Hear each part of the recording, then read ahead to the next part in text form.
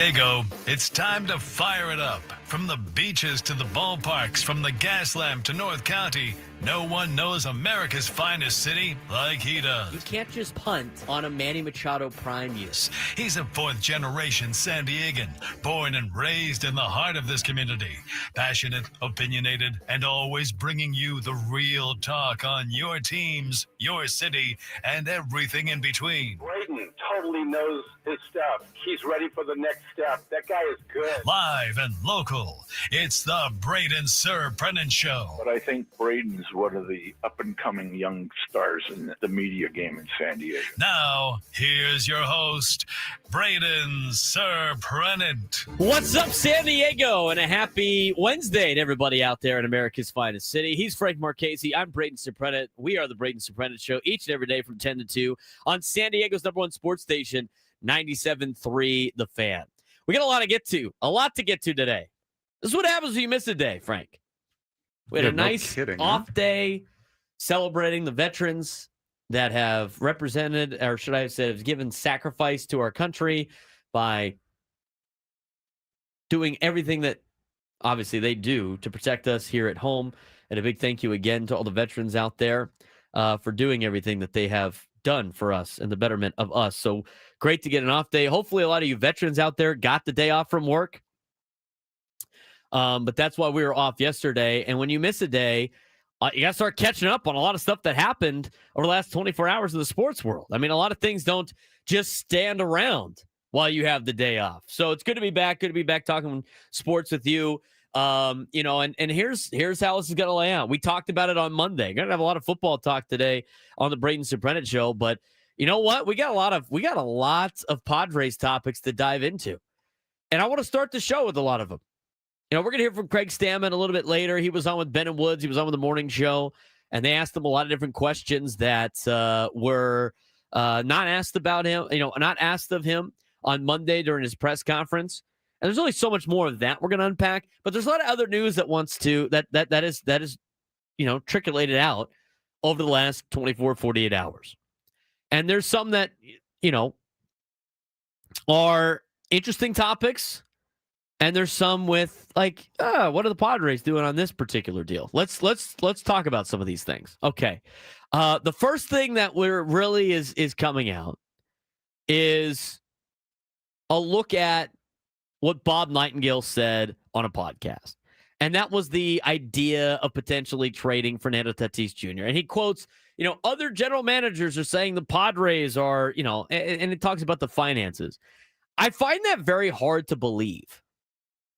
From a perspective of they have all these contracts, they're all deferred money or not deferred, but it's all backloaded contracts and they're losing money and all that. I don't see the Padres trading away Fernando Tatis Jr. for that particular reason.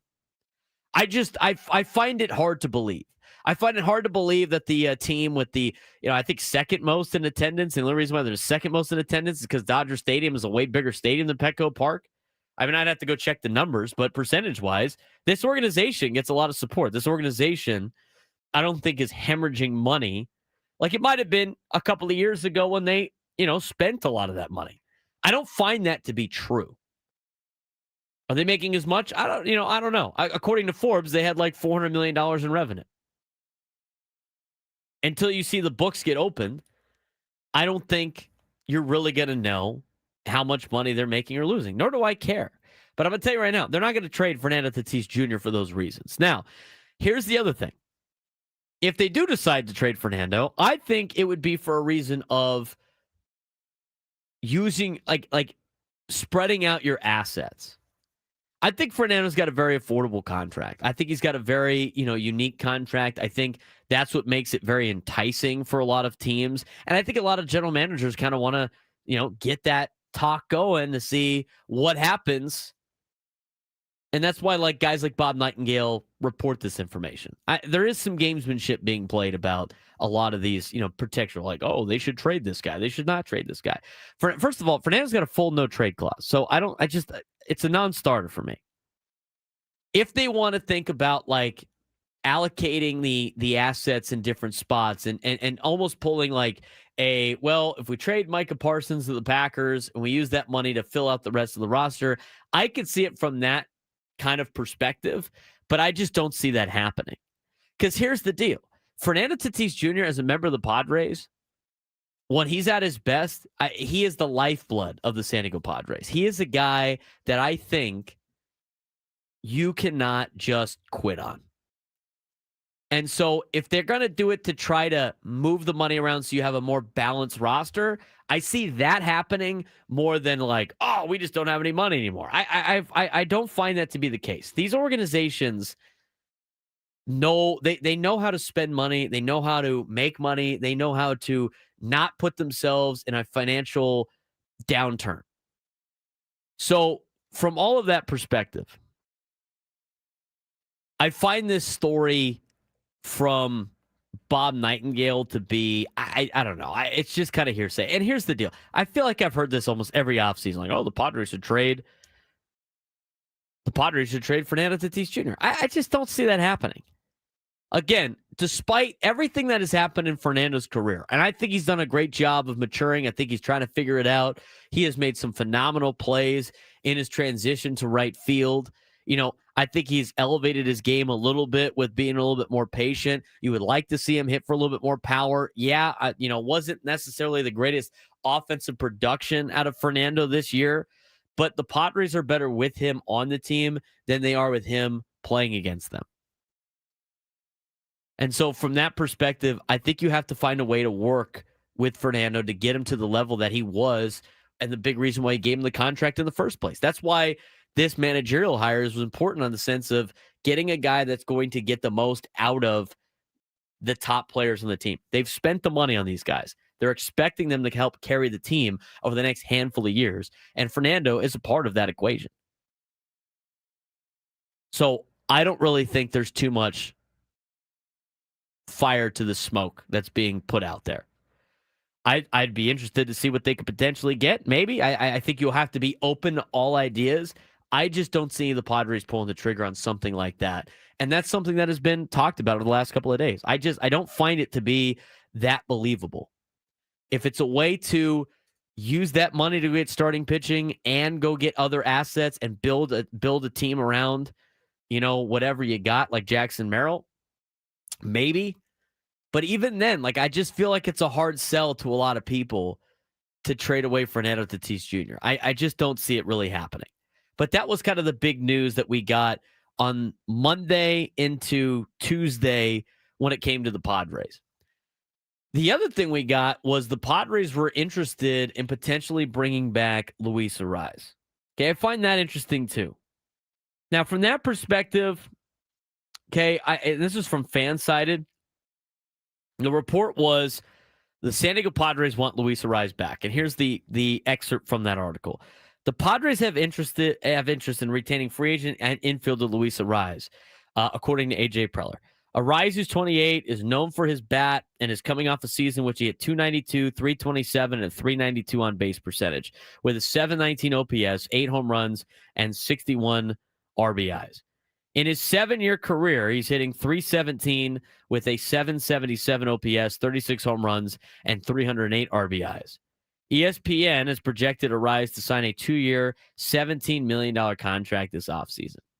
That's about $8.5 million a year. I don't find that money to be a crazy purchase for Arraez. I think in a vacuum, when just talking about adding a guy like Luis Arraez to your roster for $8.5 million, I don't think it's that crazy. Now, here's the problem with the Padres and potentially bringing back Luis Arraez. Are we going to have to watch him bat second every single day? Really?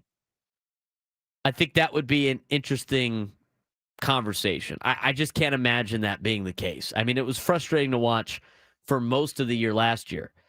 So that's a question. Here's the other thing, too. Again, in the grand scheme of things, I think adding a player, again, if it's in a vacuum, not talking about the situation that is at hand, but for a guy that the organization likes, a guy that the clubhouse likes, a guy that loves being here in San Diego and does give you production in some way. He does give you production.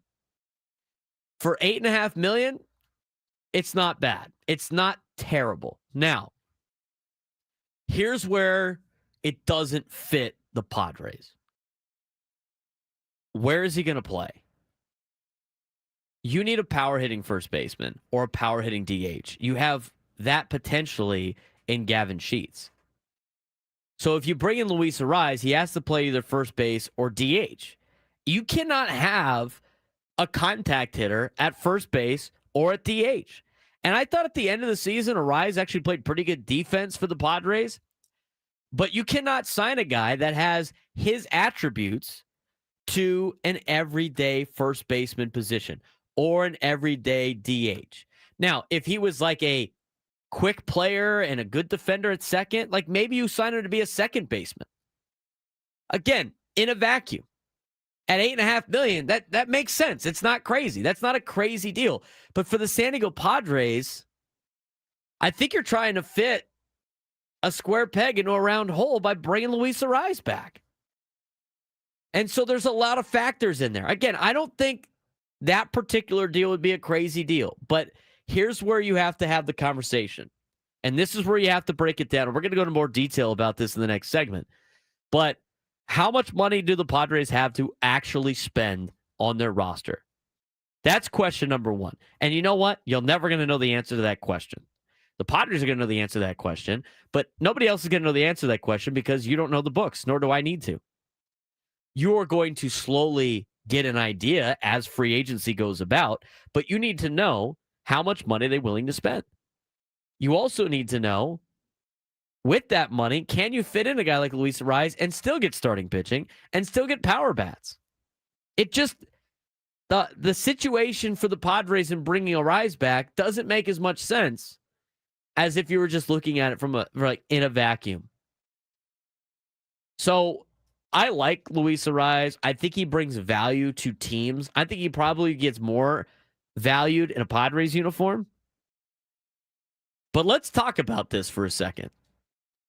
And when we come back, we're going to talk about, does Luis Ariz actually fit on this Padres team? Should the Padres re-sign him for a relative 2-year, $17 million deal? We're just getting started on the Braden Surprenant Show. San Diego Summer Sports Station 97 through the Fan.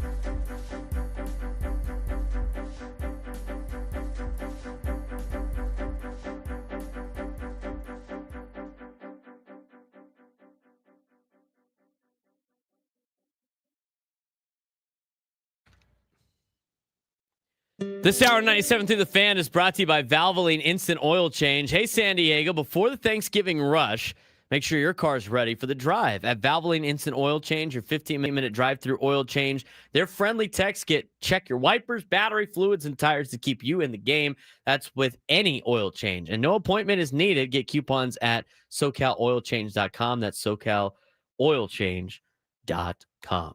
He's Frank Marchese. I'm Braden Surprenant. This is the Braden Surprenant Show. Live and local each and every day from 10 to 2 on San Diego's number sports station, 97.3 The Fan.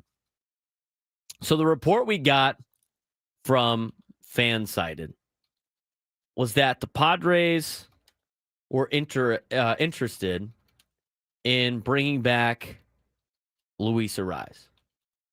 And part of this report, it laid out what the Padres basically are, what Arraez would get, as a projection from the open market. AJ Preller talked to Robert Murray, who wrote this article. And Robert Murray puts in there that ESPN reported, or is giving their guess, that projection, Arraez would sign a 2-year, $17 million contract this offseason. So let's just use those numbers as a guideline. And a lot of this stuff in the offseason is kind of like guidelines. Okay. I mentioned it in my open. Luis Arraez for $8.5 million a year for 2 years at age 28 to get his 29-30 season, right? Or 28-29 season is not a bad move, I think, for a lot of baseball teams.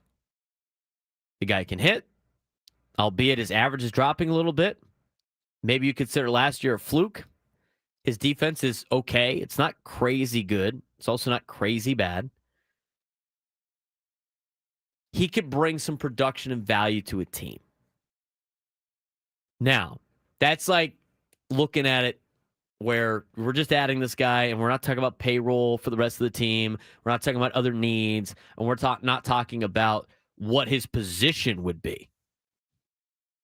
So now you think about it from a Padres perspective, and the reality is, where does he fit on the team? Unless you make some type of other move, right? Like, to me, if you traded Jake Cronenworth to free up money and you bring Arraez in at $8.5 million, you're saving $4 million. You're going from a guy that might have a little bit more power to a guy with, more contact.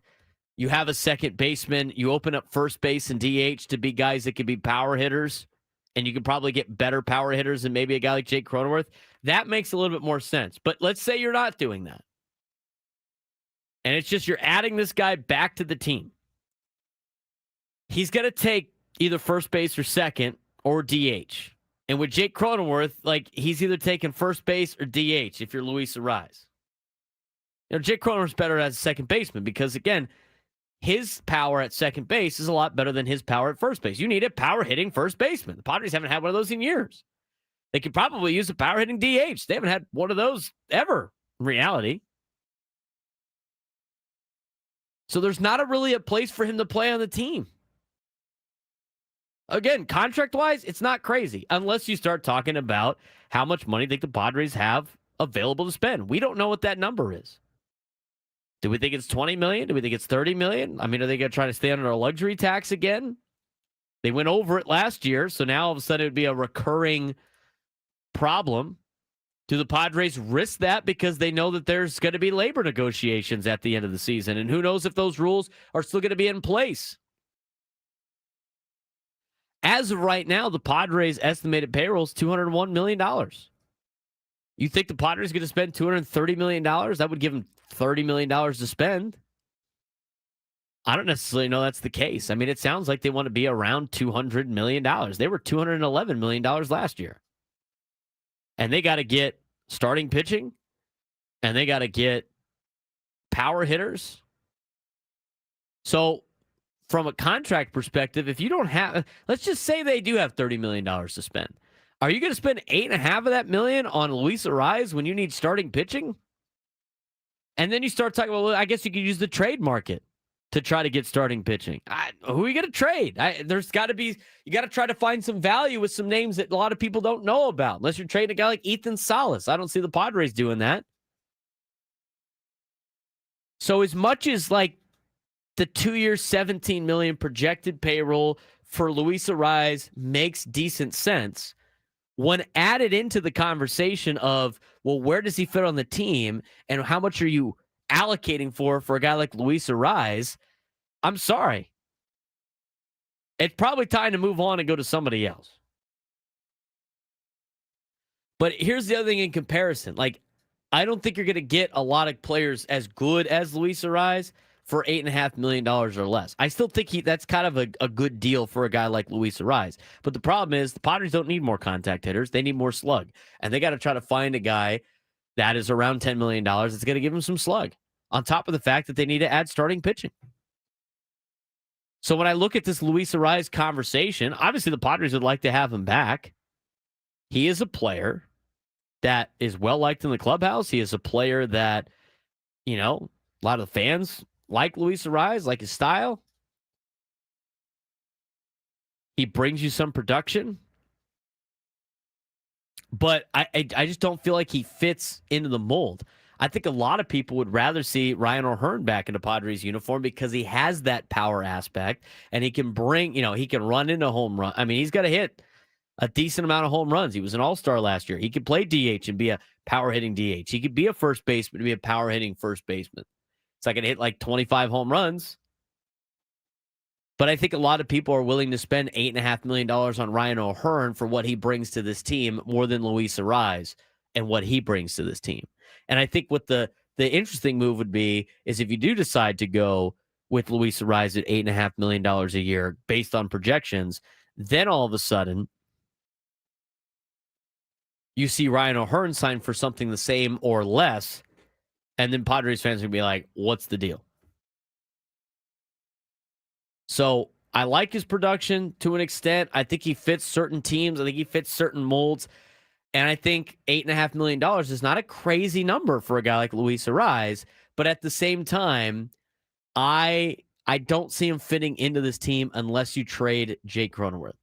You trade Jake Cronenworth, that frees up a lot of money.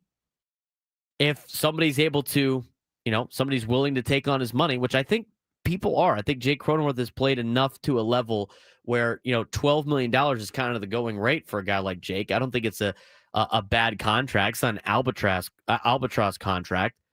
But if they trade Jake, I could see them potentially re-signing Luis Arraez. But can you really go into next season with most of the same lineup you had last year? I mean, let's talk about if you sign Luis Arraez. Your outfield, same as last year. Laureano, Merrill, and Tatis. Your infield would be the same as last year. Arraez, Cronenworth, Bogarts, Machado. Your catcher would be the same as last year. Freddie Fermin. And then you have Gavin Sheets as a DH instead of like a guy like Ryan O'Hearn. I mean, you would essentially be bringing back the exact same lineup unless you're signing Luis Arraez to be a bench piece. And are you going to spend $8.5 million on a bench piece? That's an honest question. Doesn't seem like a lot. But then when you start thinking about all the money that you need to get starting pitching or to get a power bat, why would you spend $8.5 million for a bench piece? So these are all interesting questions that are obviously being hashed out down at Petco Park. But I would rather have, if it came down to O'Hearn and Arraez because those are the comparable spots, I'd rather have O'Hearn. Arraez and Jake Cronenworth? I don't know. At this point, wouldn't you rather have Jake Cronenworth? He plays better defense than Arraez. He's going to hit more home runs than Arraez. He's going to have a higher OPS than Arraez. The only thing that would do is, you would save $4 million and you would get money off the books if you traded Jake. It's an interesting conversation. I mean, we mentioned, and these are the interesting conversations you get during the offseason. We'll get more rumors out there. Another one was with the pitching staff for the Padres and what they wanted to do. I mean, there was a couple of names that were brought out of a Kevin Acee article about who could potentially be turned into a starting pitcher. And there's some options in that bullpen. And there are some options that are not named Mason Miller and some options that are not named Adrian Morejon that the Padres are seriously considering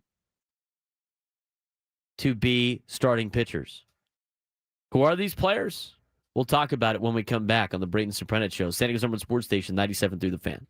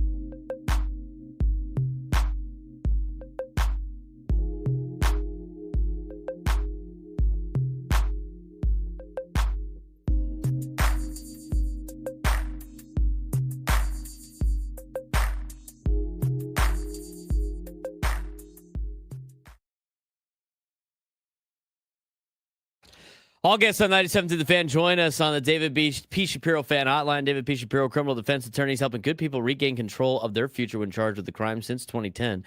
Visit davidpshapirolaw.com. He's Frank Marchese. I'm Braden Surprenant. This is the Braden Surprenant Show, live and local each and every day from 10 to 2 on San Diego's number one sports station, 97.3.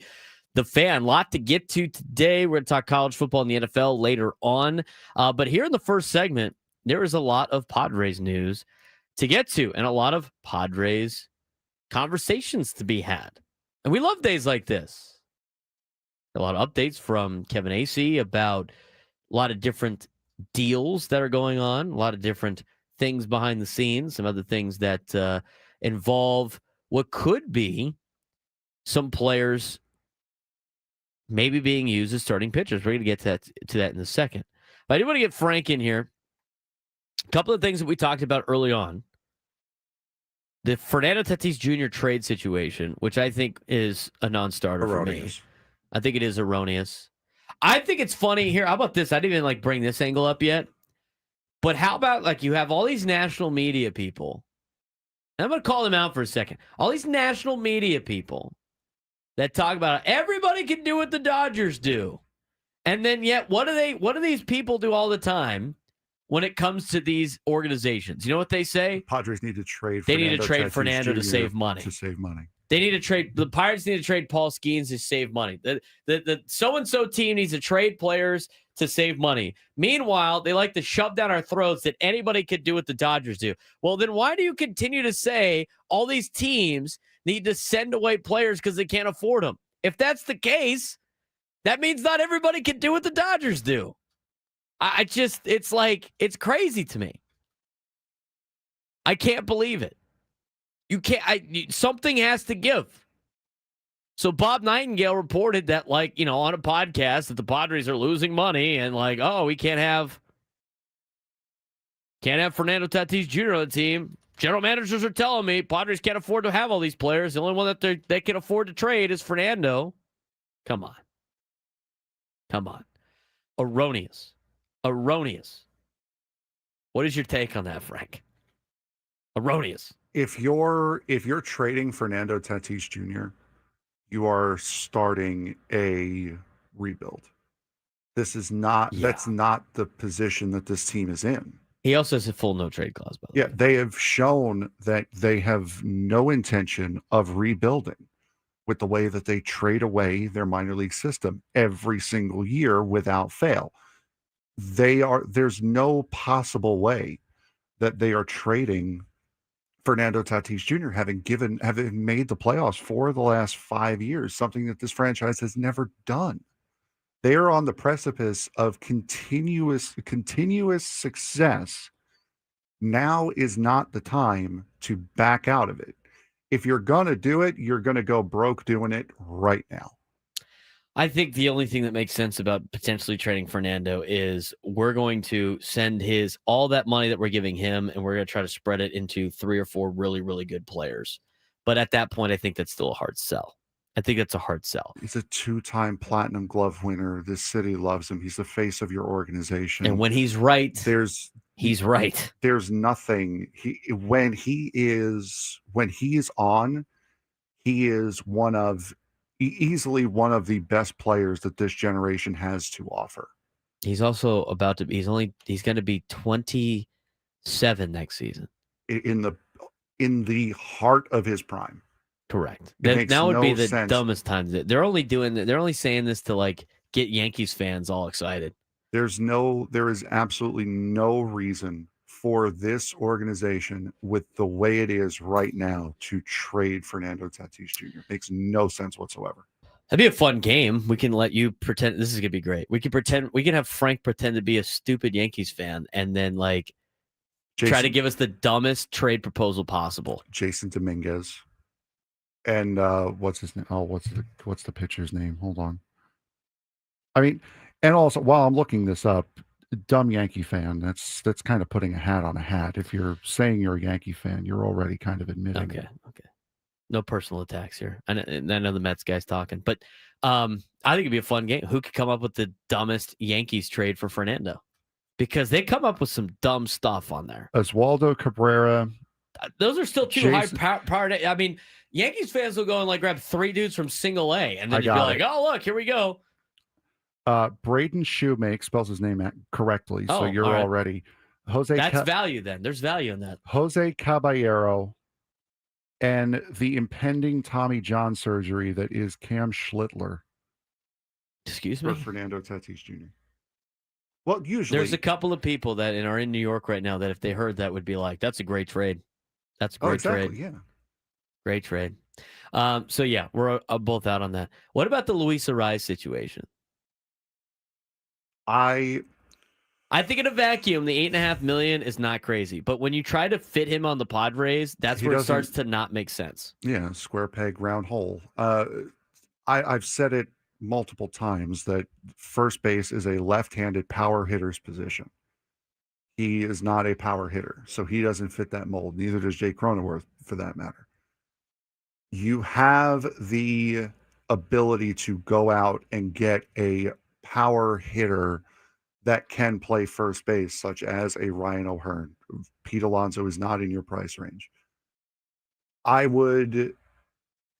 It's easy to say go with the devil you know instead of the devil you don't know in that case. But I think again, you're on the cusp of doing something that this organization has never done before.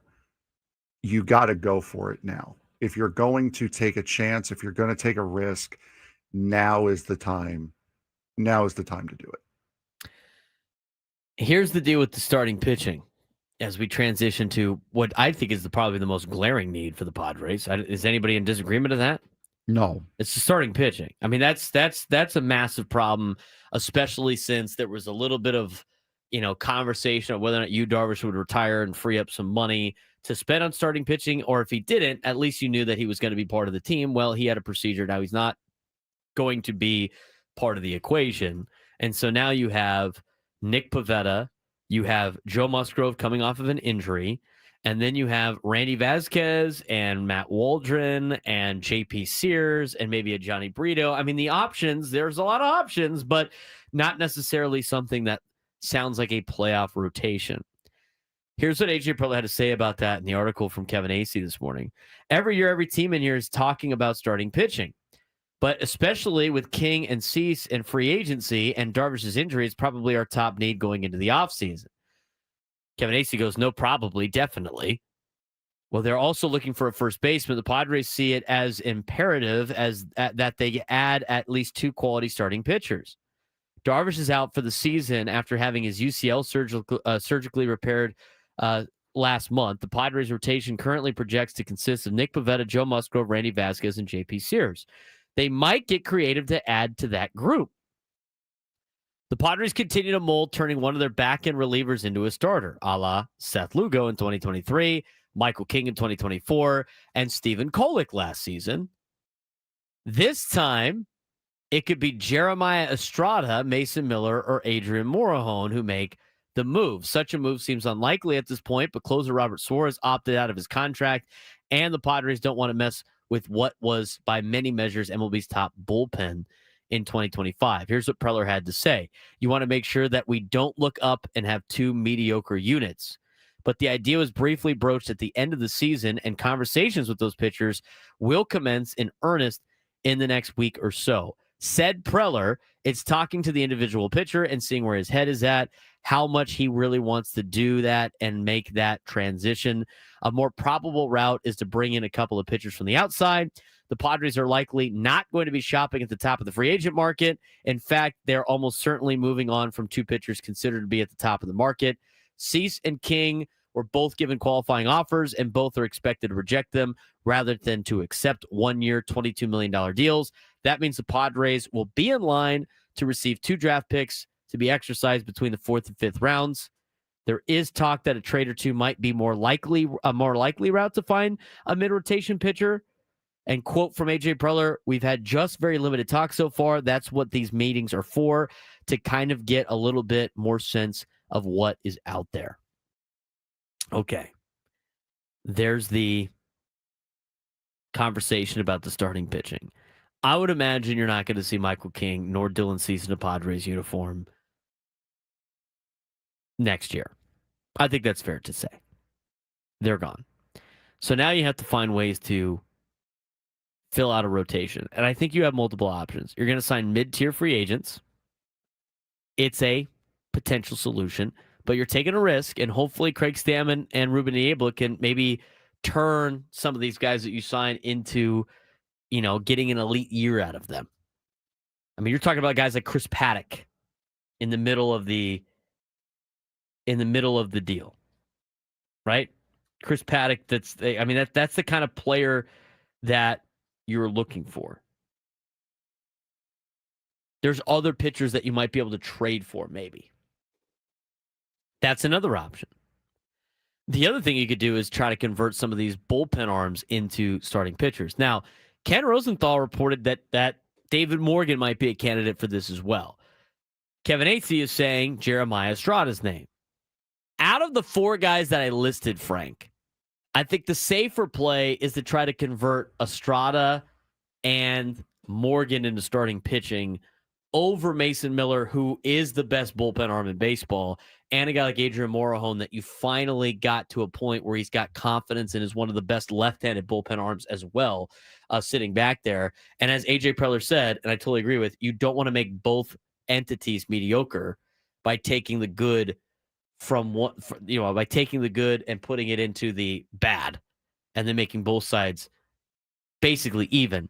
I like the idea of Morejon and Miller being starters, but in terms of risk reward, to me, a guy like Jeremiah Estrada, who you really didn't trust a whole lot at the end of the season, him potentially being a starting pitcher, I think is worth the risk. David Morgan, who throws hard as well, he's a guy that I think is worth the risk to turn into a starting pitcher. Yes, good bullpen arms, not great bullpen arms, but they could potentially help out the starting rotation. And even though I said at the beginning part of this offseason that the 2 guys that probably would have the most success because they're former starters and Morejon and Miller would come back, but it's a safer play to try to convert try to convert Estrada and Morgan. You're not gonna risk your asset being, ruined. It's not a big roll of the dice to convert 2 of those guys. Out of the 4, pick 2 to try to move into a starting role. Who are the 2 you picking? Morgan and Morejon would be my 2. I see Morgan as more of a pitcher who throws hard, which I think would translate a little bit better into being a starter.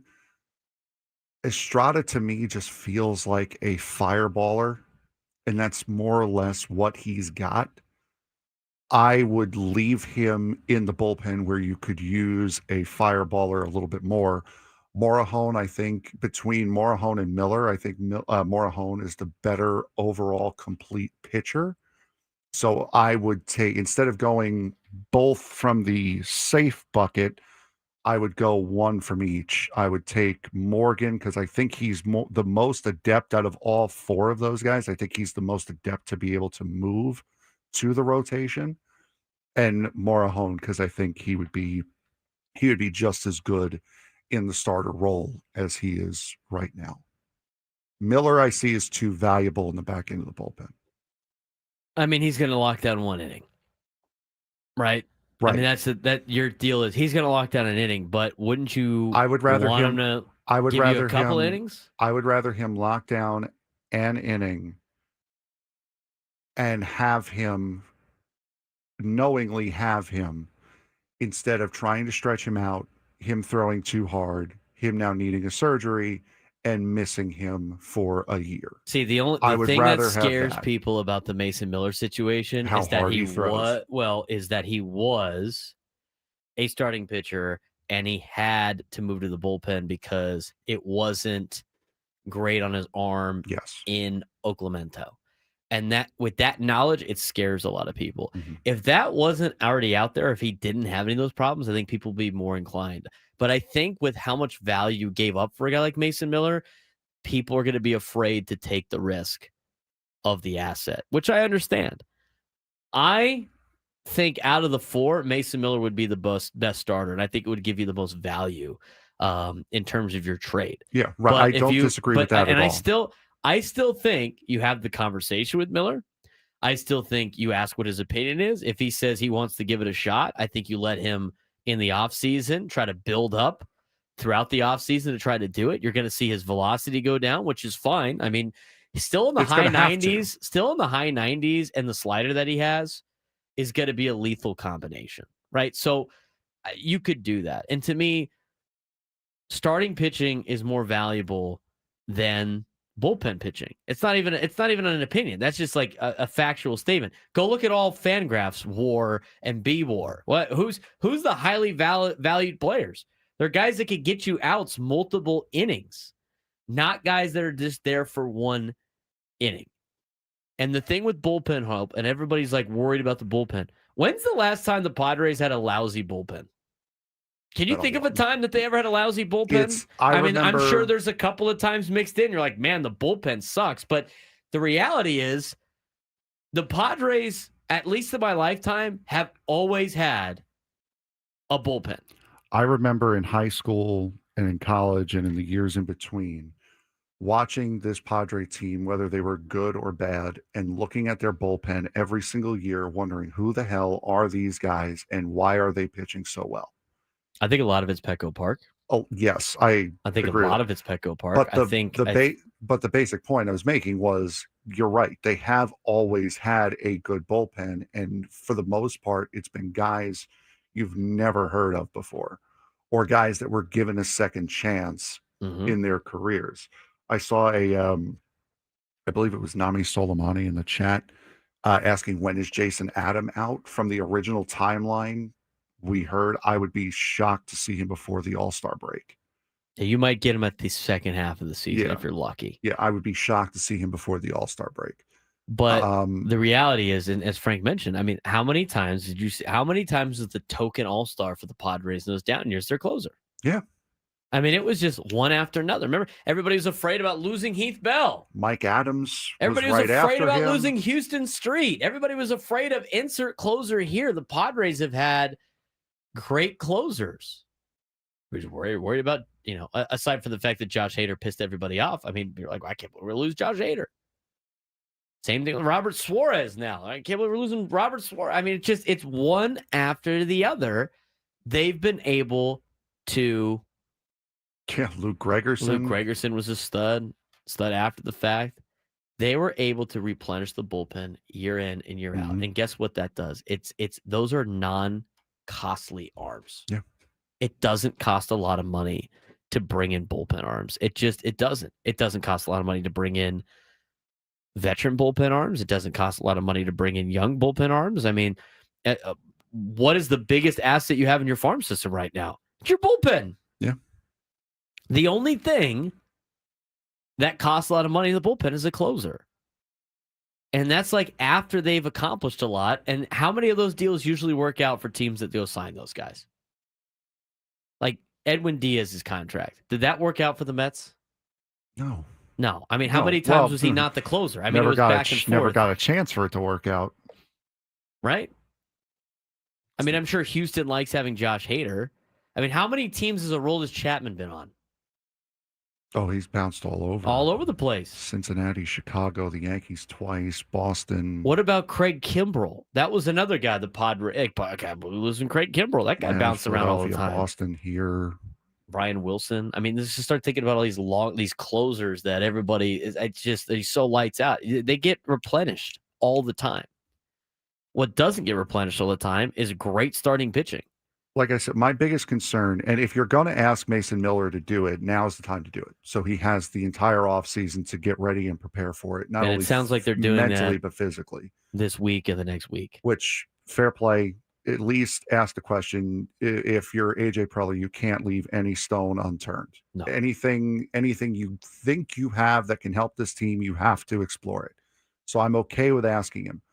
My biggest concern is, if he gets hurt, you're out not only a decent starting pitcher, but you're out a for sure all-star closer for an undetermined amount of time. That's my biggest concern with it.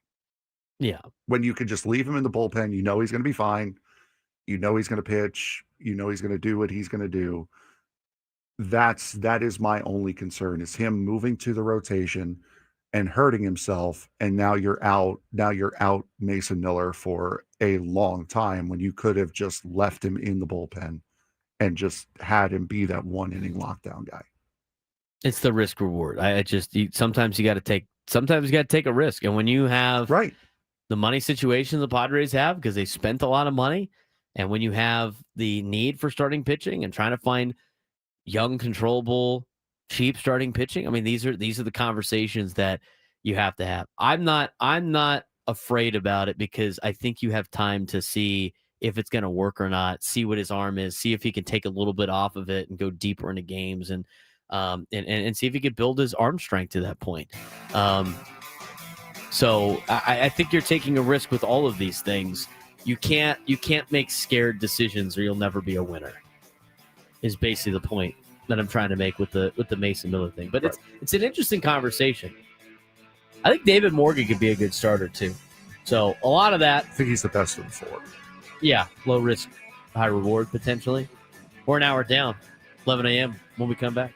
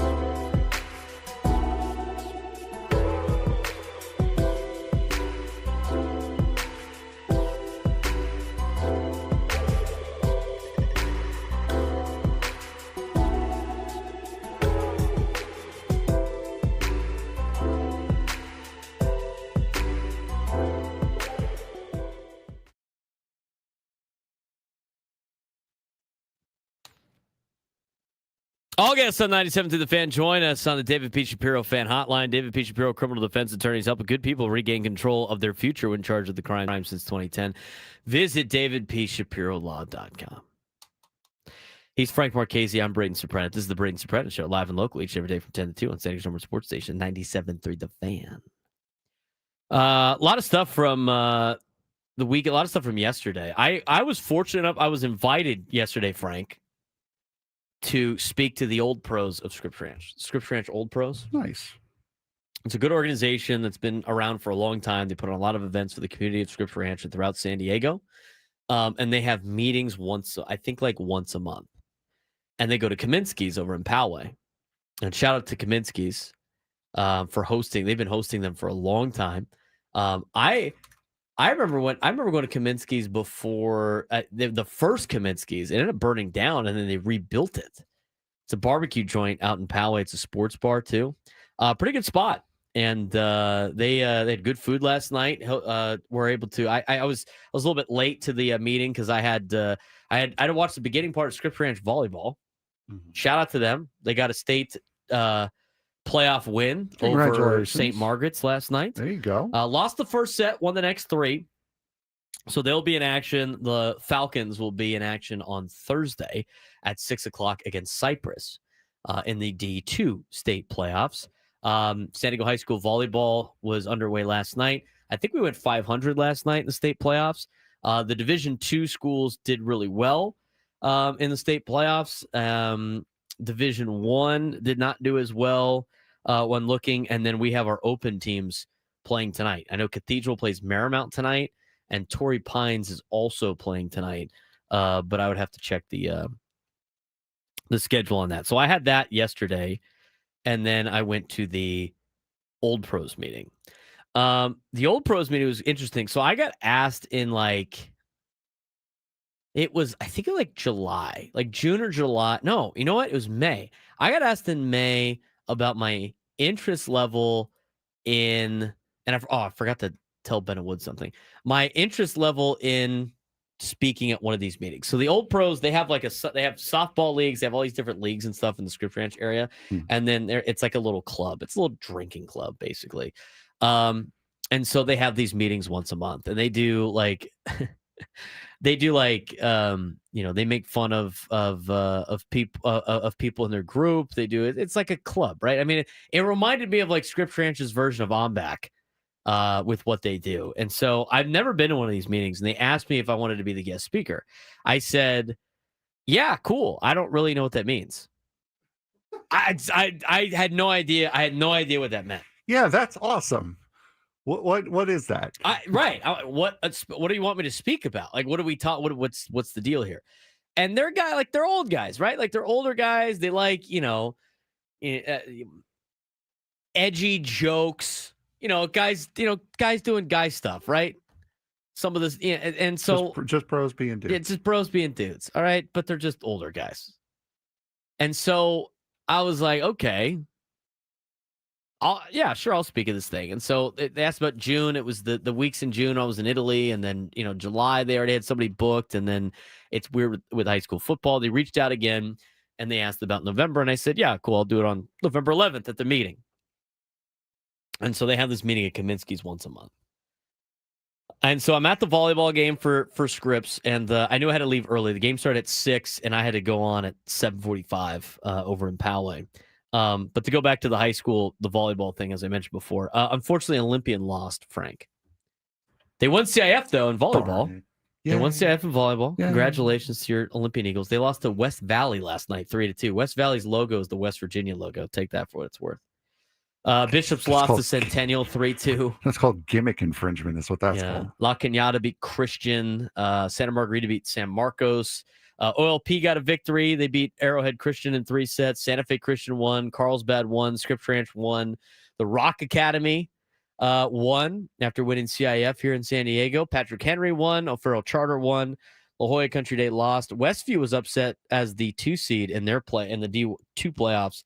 To Dana Hills. Mission Vista won, Coronado won, and Grant beat El Camino for the volleyball. So shout out to all the volleyball schools. And again, I wanted to mention that today There's 2 games in action: Marymount at Cathedral at 6:00, and San Juan Hills at Torrey Pines. And we'll keep you updated on the high school playoffs and stuff like that as we roll on. So I go to the volleyball game. They lose the first set. They win the second, and I have to leave midway through the third set.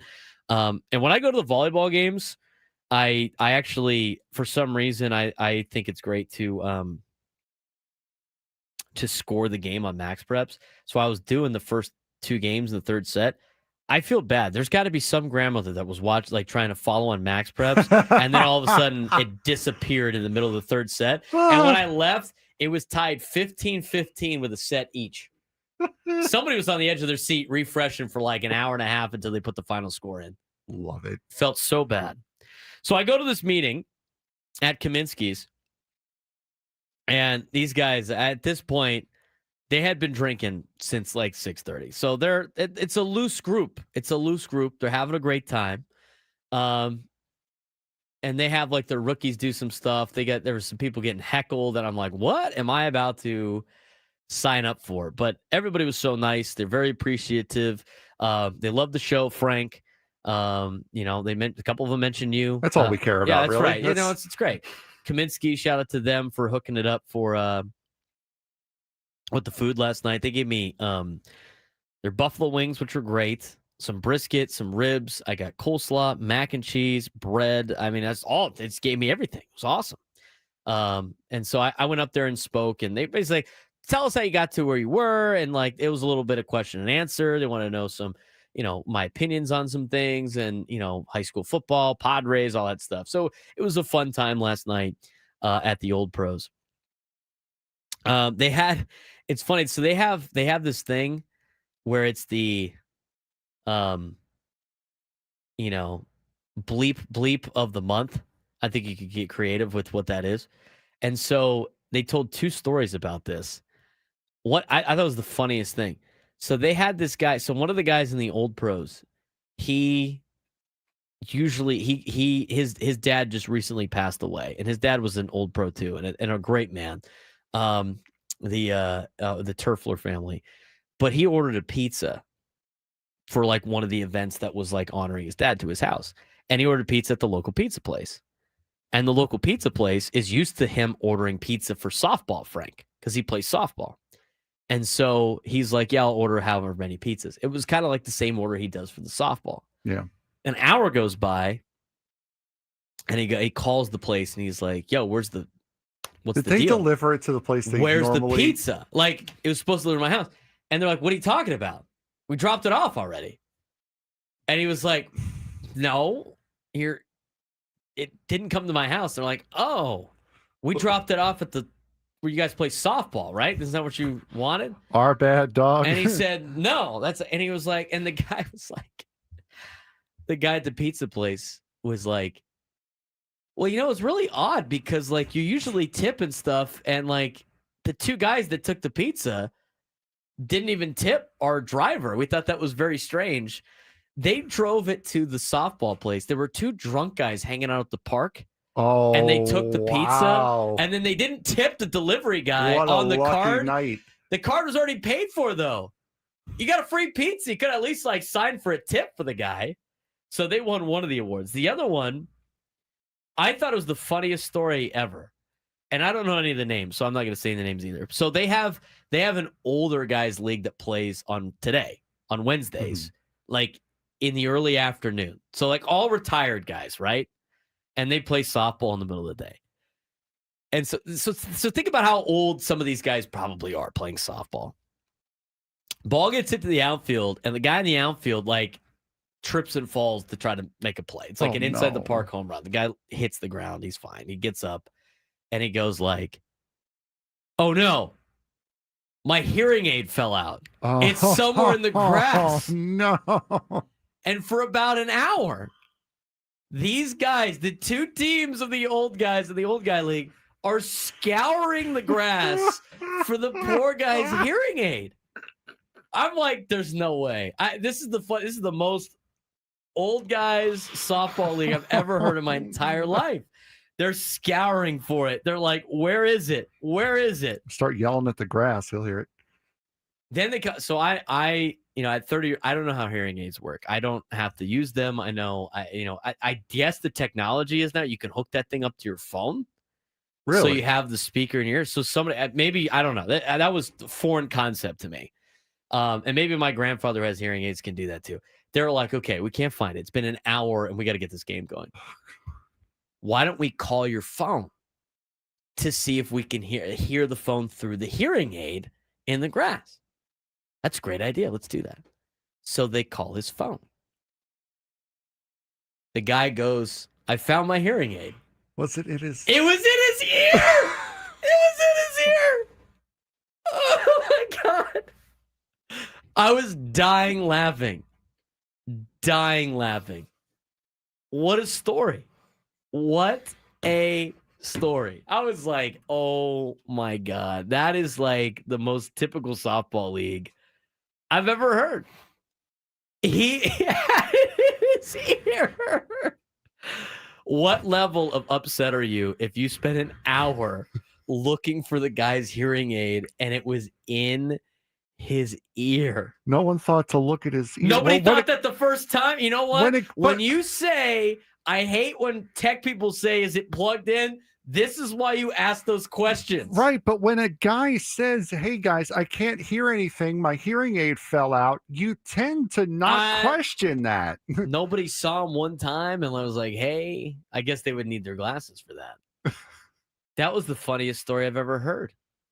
I could see my grandfather, who's listening right now, I'm sure, who just turned 84 on Wednesday.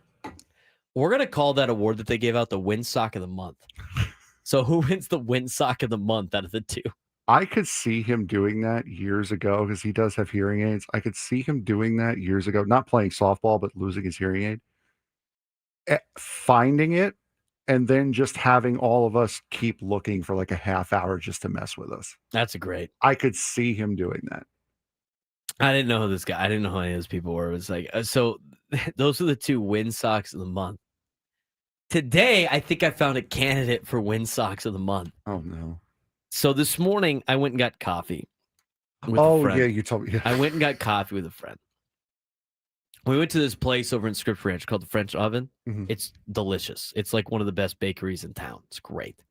And there's usually a line, and I think they're on social media. Everyone's you see like the hang that. So we got a coffee, and I got, a little baked good, little postre, the French Oven. Yeah, you do. I'm sitting there. I'm enjoying my coffee. I'm enjoying my postre. And in the parking lot, I noticed my friend's like looking strangely into the parking lot. And I'm like, what happened? And she was like, that person just hit that car. This lady's trying to park her car and she hits the Tesla next to her and then backs out. And then it takes her like 35 minutes to park in a different spot. Doesn't even look, nothing. I didn't think she noticed she hit the car. And the Tesla's like all banged up on the side. And like I'm sitting there going like, well, okay, that stinks. At the same time, there's a gentleman there. And he's got his dog sitting at the table with him. You know what? To me, that's a foul. I know you guys love your animals. Okay, I know you love your animals. I know Frank loves his animals. Yes. My friend, she loves her animals. That's great. I personally do not want to be eating at a place where the dog's sitting at the table. Okay. I just don't. Couple Leave of your dog questions. at home. Were they outside or inside? They were outside, but they were on the seat across for him like he was on a date with his dog. Yeah, no. Dog sits on the floor. I'm on the sorry. floor. The dog lays. Do not put your dog in a chair. The dog lays down at your feet. That's if it was inside, immediately not acceptable. But if it's outside, dog lays at your feet. If it's all over the table, if it's sitting in a seat, that's sitting one. In a seat is a foul. I'll give you. No, I'm not going to give it a foul. It's because that's impressive. To get a dog to sit in a seat, that is impressive, but not allowed. So he's got the dog there, and then the dude is just hawking loogies. There you go. At the table. And this is happening like simultaneously. And I'm like, what is going on? Brandon, I'm allergic to dogs too. I could care less. You will never get me. You didn't to know you were abide- allergic to dogs until like last week. No, I knew I was Oh, allergic. you No, were. I did know I was allergic to dogs.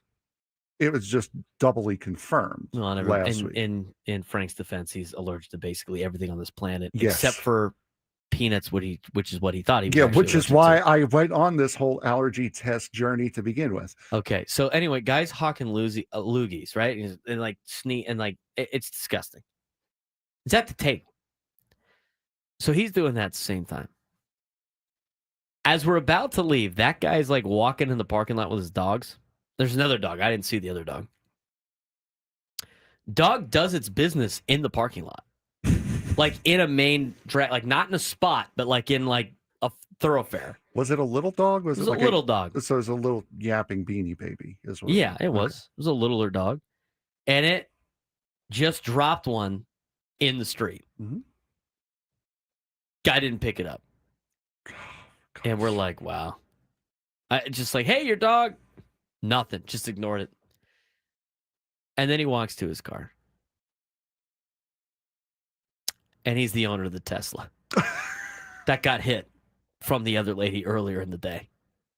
He had no idea, by the way. He like physically walks towards the car at the spot, like it's direct eyesight of the spot that is like smashed. It is smashed. It is not like a little fender bend. There's a piece of his Tesla falling off. Has no idea. And he gets in his car and he leaves. So the person that hit his car, who didn't say anything and then drove off, hit the guy's car of the person that had the dog that crapped in the street and didn't pick it up. I could not believe what I witnessed this morning. The only thing that would have made that story better is if the person who hit his car and him both stepped in the dog crap. No, because that would have been funny. It would have been funny, but if they would have like went hello to each other, walking past each other in the parking lot, that was the only thing that could have made it better. You don't get to see two Windsocks interact with each other too often.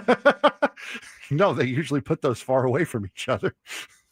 I couldn't believe that. There's no windsock and then a windsock testing windsock. Oh my God, dude. It's just insane. Yeah, he was the owner of the Tesla who got hit by the lady that didn't park right. Just the drag across, it was like it's like that SpongeBob episode where like the Flying Dutchman's going, you're good, Yeah. scraping. And then scraping back, and then she went over and then backed into a spot. It took her like 20 minutes to back into the same spot. She just kept going forward and back over and over and over again. I'm sorry, It was the funniest thing. That And then has the happened. fact that guy that was so disgusting at the restaurant, even though it was outside, and didn't pick up the dog crap that the dog left in the street, is the owner of the car that got smashed. It's the funniest thing ever. I've had that happen to me a couple times where, especially when I'm late, usually is when it happens, when somebody just cannot for the life of them park. After a while, there comes a point in time where just all of your anger dissipates and it just goes to, can you just try to park somewhere else? Because you are really bad at this. Well, she did. She tried to park somewhere else, and then there was only No, like I a know. And couple then of those. it took that long still. It's like there comes a point where it's like, I'm not even mad. It's impressive how bad you are at this because you have to try to be this bad. Story time is over. When we come back, we'll dive into a couple of the things that I wanted to mention as reported by Ken Rosenthal in Major League Baseball, and then we're going to transition to a little bit more football talk in the noon hour as we continue the Braden Surprenant Show, standing as Urban Sports Station 97 through the Fan.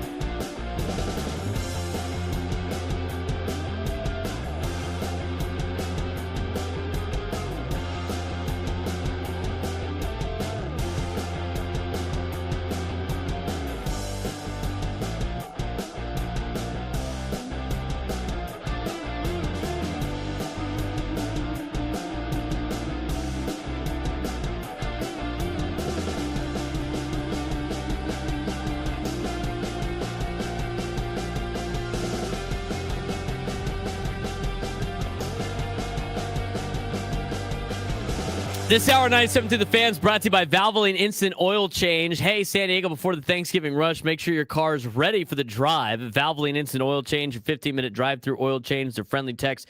Check your wipers, battery, fluids, and tires to keep you in the game. That's with any oil change. And no appointment is needed. Get coupons at SoCalOilChange.com. That's SoCalOilChange.com. They make it so easy. Just drive up, get it done, like 15 minutes. Yeah, not bad either. No. They do a bunch. They do more than just oil change, by the way. They do a lot of stuff. They check your fluid levels there.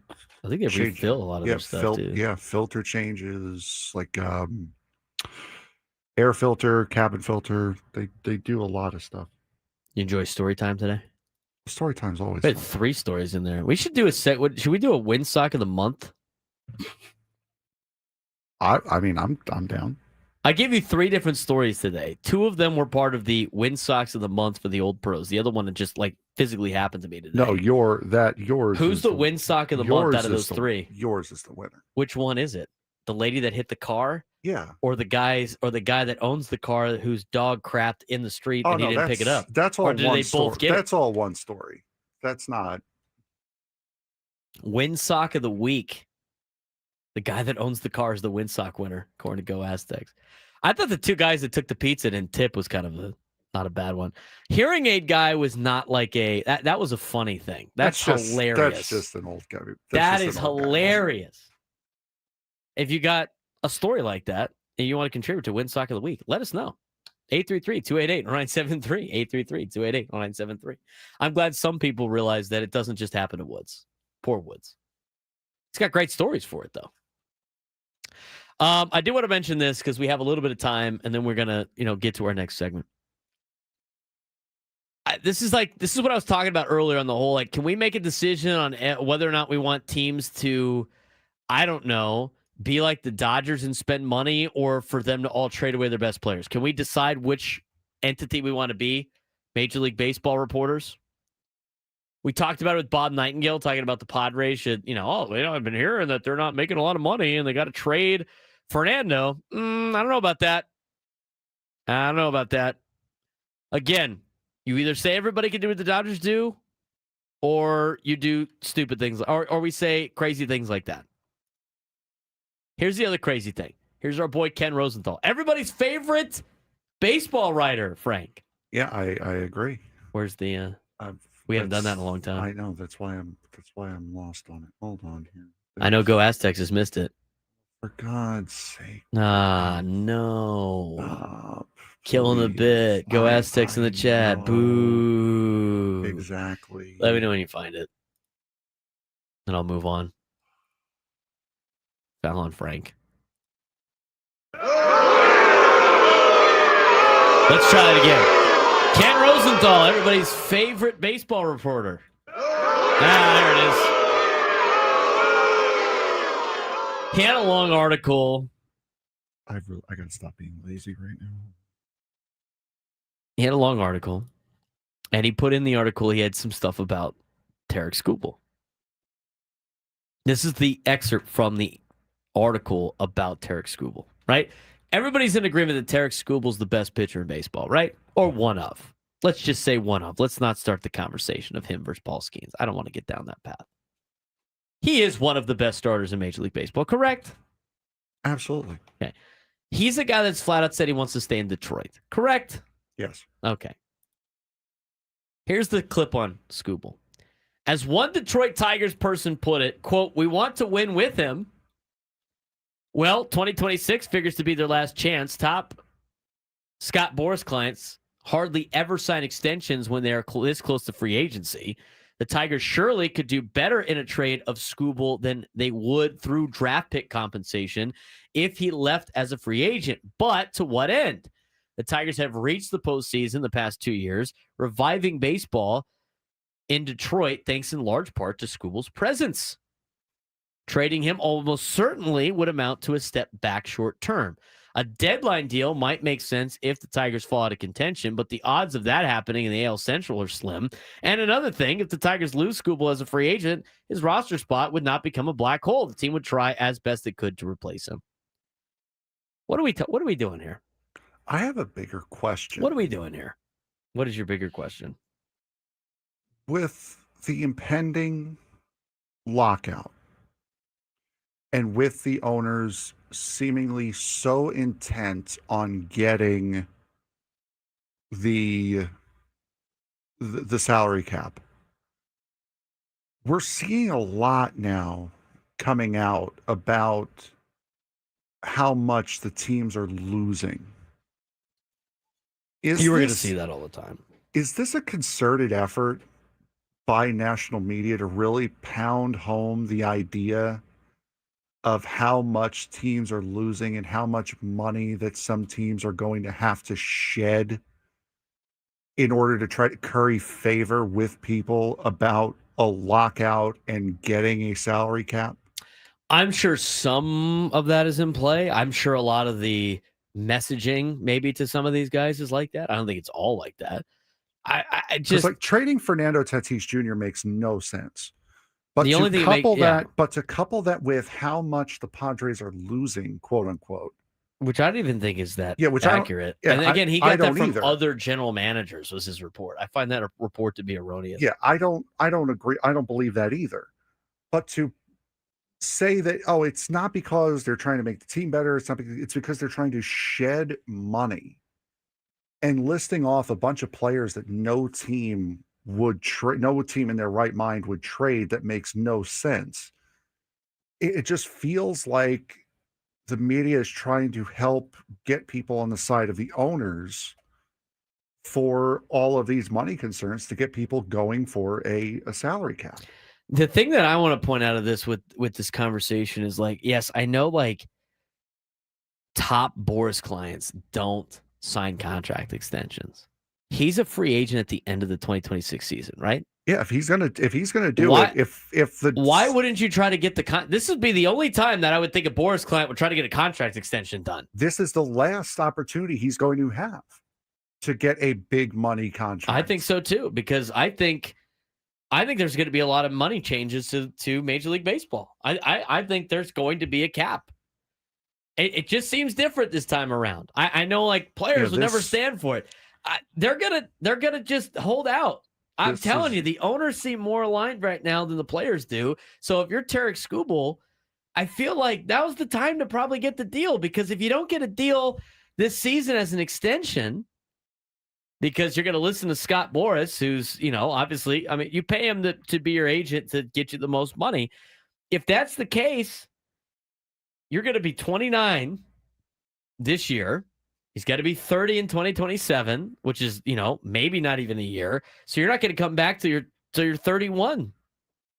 Why not get the contract lied out now? This is, to me, like the leverage for Boras clients, I think, goes out the door with some of these contract extensions, because you don't know what's happening in 2027. That's what makes this market so interesting to me. That's what makes this conversation so interesting to me. But the thing is, with Ken Rosenthal talking about, like, they got to trade Tarek Skubal. What are we talking about? Like, we can't have a sport where the best players on certain teams are always talked about being traded and how it's the smart move to get rid of this guy.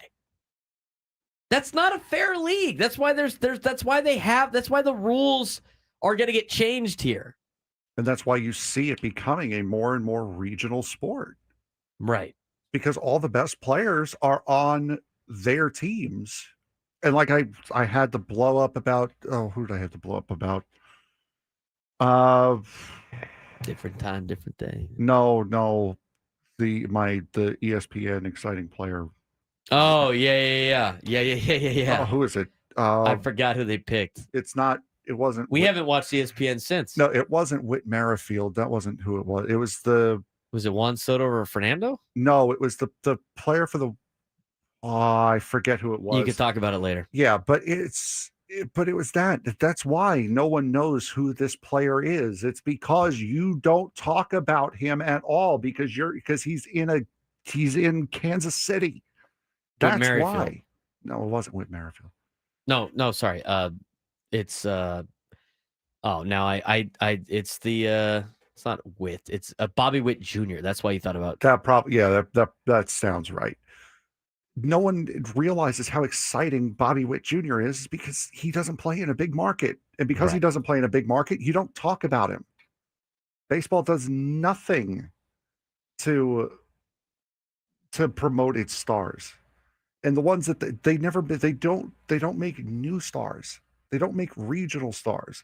They want the regional stars to go to the big markets so they can finally promote them.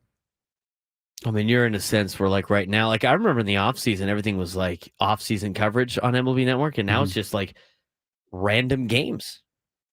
They got some Tarek Skubal game on right now. I mean, there's nothing like. Is there anything more boring than an AL Central game in a middle of the day at 10 in the morning? Yeah, I've talked about that before. Anything more boring than a game at 11 a.m.? And we're watching it now. Actually. Anything more boring than a game that's already happened that's at 11 a.m. in the AL Central? No. Well, we're going to liven up everything else here in just a second. There's a couple other things that I want to talk about in Padres land before we talk about football in the noon hour. We're going to get to that when we come back. And it's what the Padres are working with. Latest report from Ken Rosenthal about the budgetary things. We'll discuss next on the Braden Surprenant Show, Standing as number one sports station, 97 through the Fan.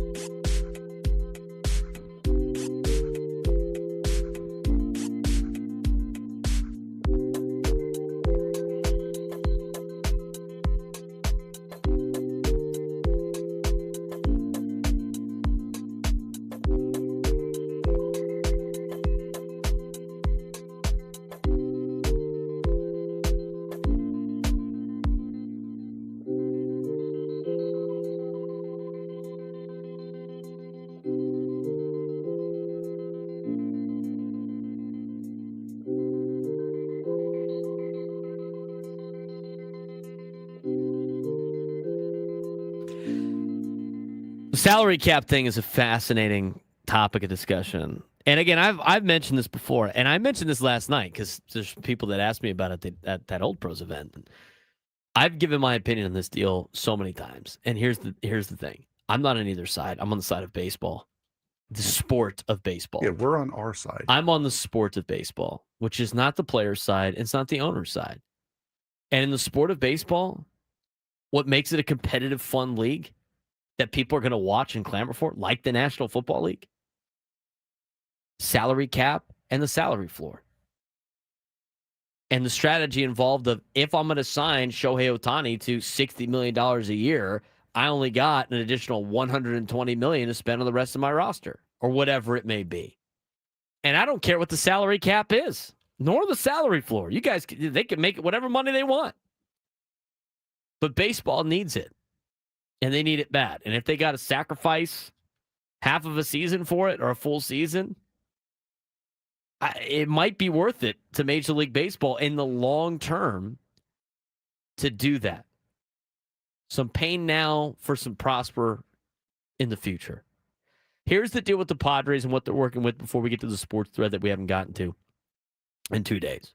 And this is what Kevin Acey said. Any talk about payroll at this point in the offseason should be taken with a grain of salt. Teams have yet to establish their budgets for 2026, and such things are fluid for most clubs. Padres generally begin to define their spending power around the holidays, so you got some time to wait. AJ Preller had this to say: we'll have a sense from ownership, keep having the conversation about what our payroll is going to be at. We use these meetings to gather information, come back, sit down with John Seidler, myself, Eric Grupner. We will then, at the point in time, put some strategy together, put some dollar figures together towards it, and get a sense from there. So it's just a lot of kind of information gathering this week. That said, the Padres do seem to be tracking toward at least maintaining their payroll around the same level as it was in 2025. Their current commitments total around $200 million. They're including projected salaries for arbitration-eligible players and option buyouts. They were at approximately $211 million at the end of 2025, ninth in Major League Baseball. After bonuses and the penalty for going over the competitive balance tax threshold, the Padres' payroll obligations for 2025 topped $223 million, which was the sixth highest total in MLB. It is not known how much more they might spend in 2026, but Eric Grupner on Monday reiterated ownership's commitment to investing in the on-field product, which, by the way, they have done, as been pointed out by Forbes, about the allotment of how much they take their revenue and spend it on their team. I mean, the Padres are one of the highest spenders when it comes to percentage of revenue into their product, into their roster. Quote, our goal and outlook and perspective remains the same as it has been really for the last 5 years, which is every last dollar we have put into the payroll, according to Eric Grupner.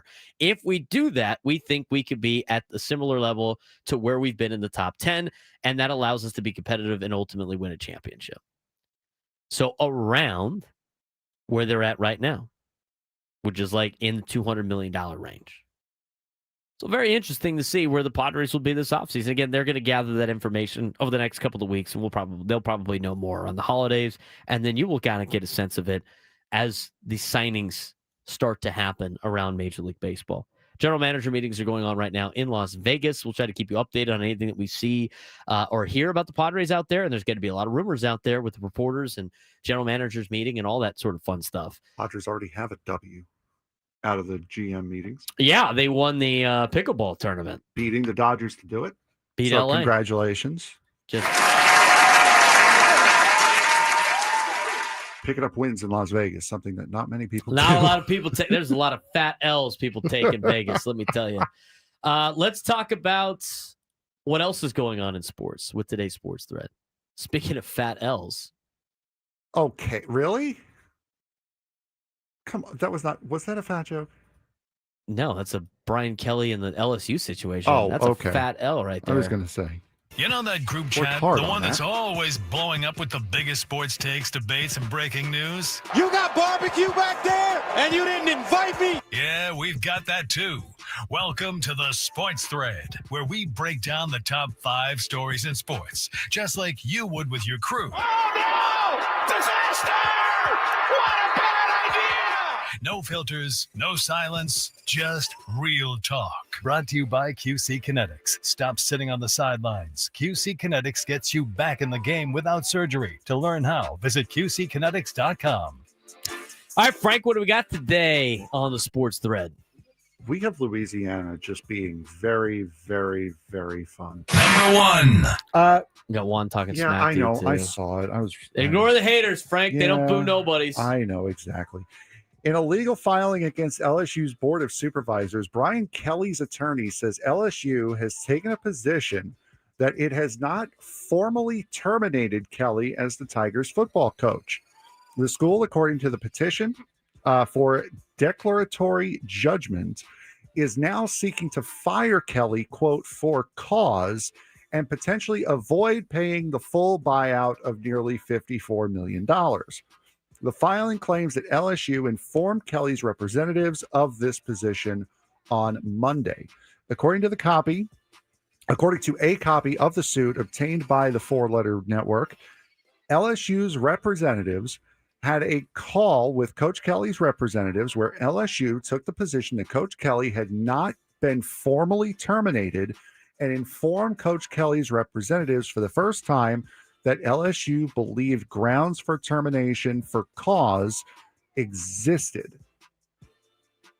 So when I saw this pop up over the weekend, I saw that Kelly was trying to get the full $54 million in one lump sum instead of it getting paid out.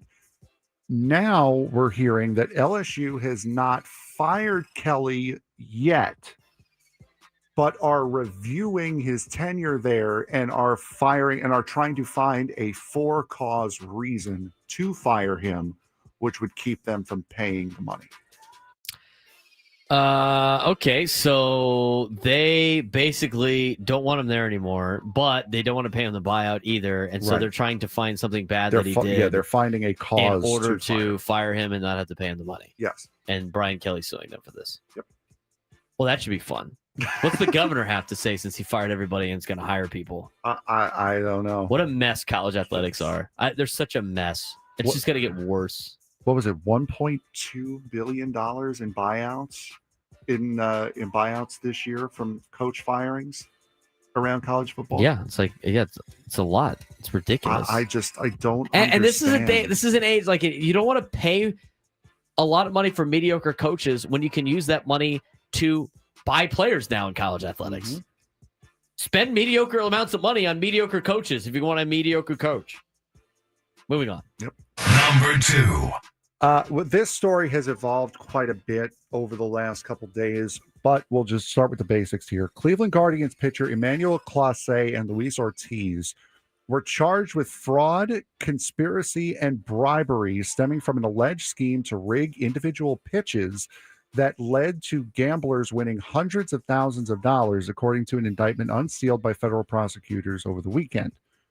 Ortiz, 26, was arrested Sunday morning in Boston and will appear in court. It appeared in court on Monday. Clase is not in custody. Prosecutors of the Eastern District of New York, the Brooklyn-based United States Attorney's Office that levied similar charges against NBA players Terry Rozier and multiple coaches in late October, said that the indictment that Clase arranged with a bettor as early as May of 2023 to throw specific pitches for balls so the gamblers could place prop bets and profit. Ortiz, prosecutors said, joined the scheme this past June, and between the two, the gamblers won at least $450,000 wagering on their pitches, while Clase and Ortiz were given kickbacks for their participation. This is where it gets crazy. Clase and Ortiz could each face 20 years in prison for wire fraud conspiracy, 20 years for honest service wire fraud conspiracy, 20 years for money laundering conspiracy, and 5 years for conspiracy to influence sports betting by bribery. 65 years in prison. And for these two, he did it for $12,000. Yeah, for $12,000 for $12,000. When he's making when he's going to make $30 million over the next, I don't know how many years. Yep. And Ortiz was going to make like $750,000. They threw their careers away. Their life. The careers, and now as we see, life away for $12,000. I just that's the thrill you want. That's the level of thrill you're looking for. It's either play stupid games and win stupid prizes, or like if you want to go the whole like they need the extra thrill in their life. Bro, you make all this money. Jump like go skydiving. Go skydiving. Like go do crazy things. Jump off a mountain. Like do base jumping. Something. I mean, I just can't fathom that reality. But that's when you like look at professional athletes, just rich people in general. Their reality is different than ours. It's just a different level. Everything's heightened. It's the same thing with like gambling. People that make a lot of money, if they put down, they can play $5,000 hands of blackjack. You and I can't do. We're like, this is insane. But that's just enough to get the juices flowing for people that have that kind of money. So this is the situation. Pennies on a hand of blackjack. Yes. But yeah, that's asinine behavior.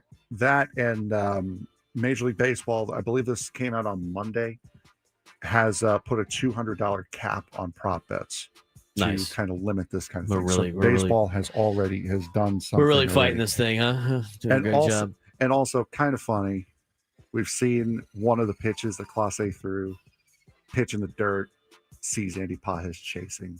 That's hilarious. Ruined the bet. That was entertaining. Number 3. Did he yell at him? You cost me $8,000 with that, dude. Something that wasn't as entertaining. North Carolina coach Bill Belichick said he is focused on Wake Forest after questions about potential interest in the vacant New York Giants head coaching job.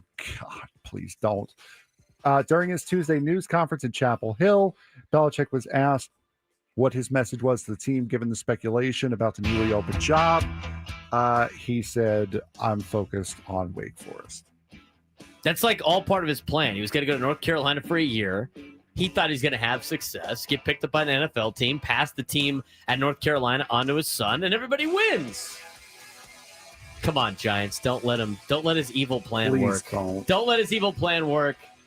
We'll talk football here in the noon hour when we come back. Braden Surprenant Show, San Antonio Sports Station, 97 to the Fan.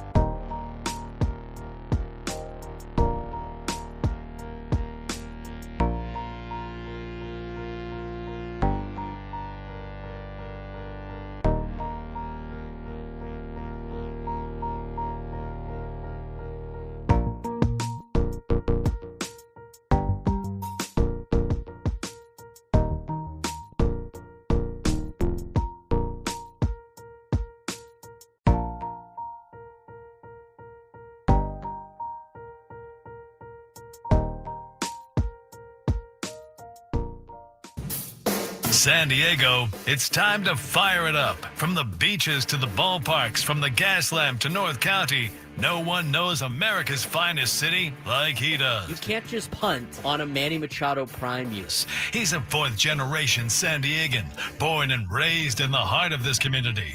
Passionate, opinionated, and always bringing you the real talk on your teams, your city, and everything in between. Braden totally knows his stuff. He's ready for the next step. That guy is good. Live and local, it's the Braden Surprenant Show. But I think Braden's one of the up-and-coming young stars in the media game in San Diego. Now, here's your host, Braden Surprenant. All right, get to the noon lunchtime hour here on a Wednesday. And remember to listen in an hour. Listen at 1 o'clock for us to announce today's biggest fan for a chance to qualify for a night in our Odyssey suite at a future Padres game with all of the fan staff. Register your name at 973thefansd.com/biggest fan in order to potentially have your name called. We got an update on this UCLA situation. They want to be... they want to play at SoFi Stadium. I just that stuff is crazy. But here's kind of the legalities of what happened today. Here's what happened. So UCLA has played its home football games at the Rose Bowl in Pasadena since 1982. They left the Coliseum to go to the Rose Bowl because they were tired of being third fiddle at the Coliseum. The city of Pasadena and the Rose Bowl operating company claim that UCLA is contractually bound to continue doing so through the 2043 season. Their contract runs through 2044. UCLA has been exploring alternative venues, including SoFi Stadium in Inglewood, leading to tensions and litigation. Court hearing today. Judge James C. Chalfant of the Los Angeles Superior Court denied a request for a temporary restraining order. The TRO, which is the temporary restraining order, sought to immediately block UCLA from pursuing or finalizing any move to SoFi Stadium. The judge ruled there was no immediate emergency warranting such emergency relief. Although the TRO was denied, Judge Chalfant suggested the plaintiffs seek discovery regarding discussions with SoFi Stadium and advised them to file a motion for a preliminary injunction, which is a longer-term court order that could temporarily prevent UCLA from leaving the Rose Bowl while the case proceeds. Nima Mohebi, the attorney for the RBOC in Pasadena, said he had already filed public records requests to obtain UCLA's communications with SoFi Stadium.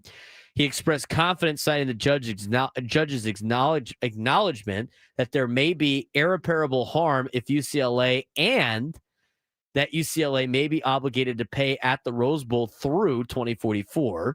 The attorney for UCLA, Maurice Sue, declined comment. UCLA's attorneys argued that the relationship between the university and the Rose Bowl had broken down. Judge Chalfant pushed back, saying UCLA could simply, quote, show up and play football at the Rose Bowl without needing extensive cooperation. What is it, like the Rose Bowl, like a public park? They can show up? Really? UCLA attorneys also argued the lease was a personal services contract, which generally cannot be enforced through specific performance, a legal order compelling someone to perform a contract rather than pay damages. Judge Chalfant disagreed with UCLA's claim that the contract was a purely personal services agreement. He noted specifically performance could apply if UCLA breached or tried to breach the contract. This opens the door for Pasadena and the Rose Bowl OC to later seek a court order forcing UCLA to remain at the Rose Bowl, not just monetary compensation. Interesting stuff out of that. So we will see how that plays out. The best line was like, I don't know why they just can't just show up and play at the Rose Bowl. Brother, do you know how this works? A multi-million-dollar facility, even though it's like might be old, you can't just like show up and play there. There's a lot of things that go about with that. So that is the latest update on the Rose Bowl situation. I haven't had a lot of people really say positive things that I know that are UCLA people that want to see them go to play at SoFi, but this is an interesting thing that we're obviously going to monitor as things play out up there in Los Angeles. But we do need to get to a lot of different things when it comes to football and college football and the National Football League. And we have it scheduled right now, but we got to recap what happened in the NFL with our NFL Whip Around.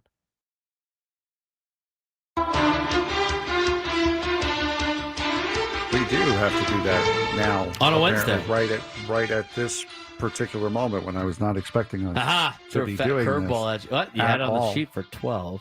I did have it on the sheet for 12. I also had San Diego State opening the show, and that didn't happen either. Let's start with the early game, the Germany game. The 3-6 now Atlanta Falcons falling to the Indianapolis Colts, 31-25 in Berlin. Colts 8-2, looking really, really good. Still. Looking really, really good. Jonathan Taylor's looking really, really good. Yeah. Jonathan Taylor is the big reason why that team is doing a great job. I think Daniel Jones has come down to earth a little bit.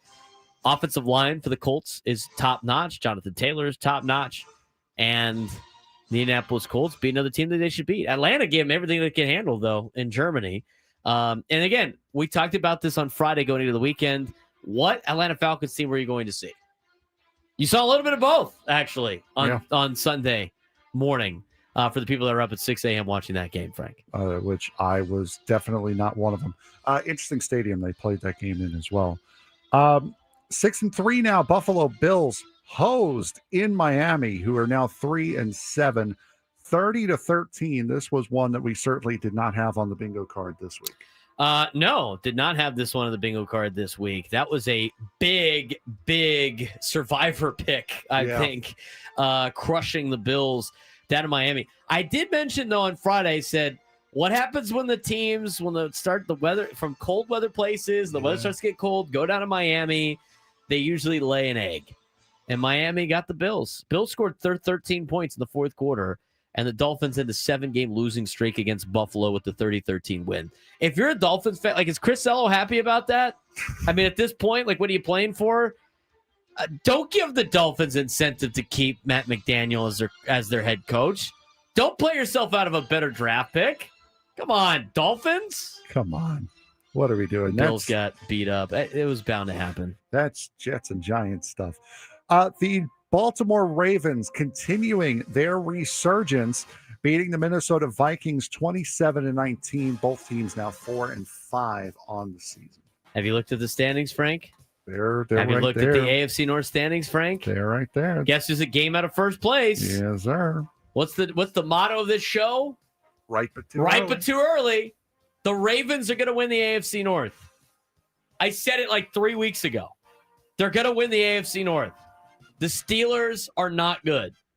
The Bengals, without Joe Burrow, are not good. The Browns, we don't even need an explanation. They're not good.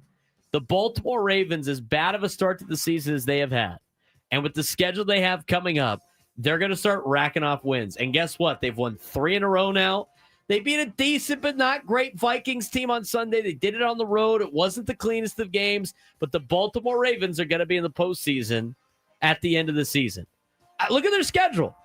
Look who's coming up for the Ravens. We're gonna go to Baltimore for the Army-Navy game, and the Ravens are gonna be in first place when we go to Baltimore.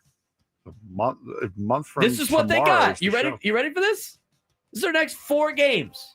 They got the Steelers right before we get there. They got Cleveland, the Jets, the Bengals, who might have Joe Burrow back by that time because that's a Thanksgiving game, and then the Steelers. I'm telling you, they're going to be in first place. They get the Bengals again, and then they got a tough stretch of the Patriots and the Packers. They got the Steelers one more time where they're better than. I'm telling you, the Baltimore Ravens are going to win the AFC North. They're starting to come out of it. And I know they beat 3 mediocre teams at best, but the schedule is in their favor. Don't count out Baltimore. Derrick Henry has his quarterback back in Lamar Jackson. Good things are on the horizon. Good things are on the horizon for the New York Giants now, right? Yeah, they are. By the way, a month from today, we'll be doing the show from Baltimore. I love it. Giants, after leading 20-10 with 3 minutes to go in Chicago in the snow, do the thing. They lose again for the fourth time. The Bears. Exactly. To the Bears. You got to play it. Yeah. It's on the same pot. Yeah, of course it's on the same pot. Why would I do something? Why would I do a smart thing and put it on different pots, assuming I'm going to play it? The Bears. The Bears. The Bears. The Bears. Bears win 24-20. Giants win because Brian Daboll left in Chicago. It was only a matter of time before they fired Brian Daboll. That guy wasn't he like the coach? Didn't Brian Daboll win coach of the year in his first year? I believe so, yeah. Everybody was like, this guy's great. The rumor was that I believe it was John Mara had to be talked out of firing him after the loss in Denver. And now, again... But they kept Sheehan. Yeah, huh? The GM? Yeah. What's his name? Yeah, they kept the GM stays. I can't pronounce his name. It's Sheehan, right? I believe so.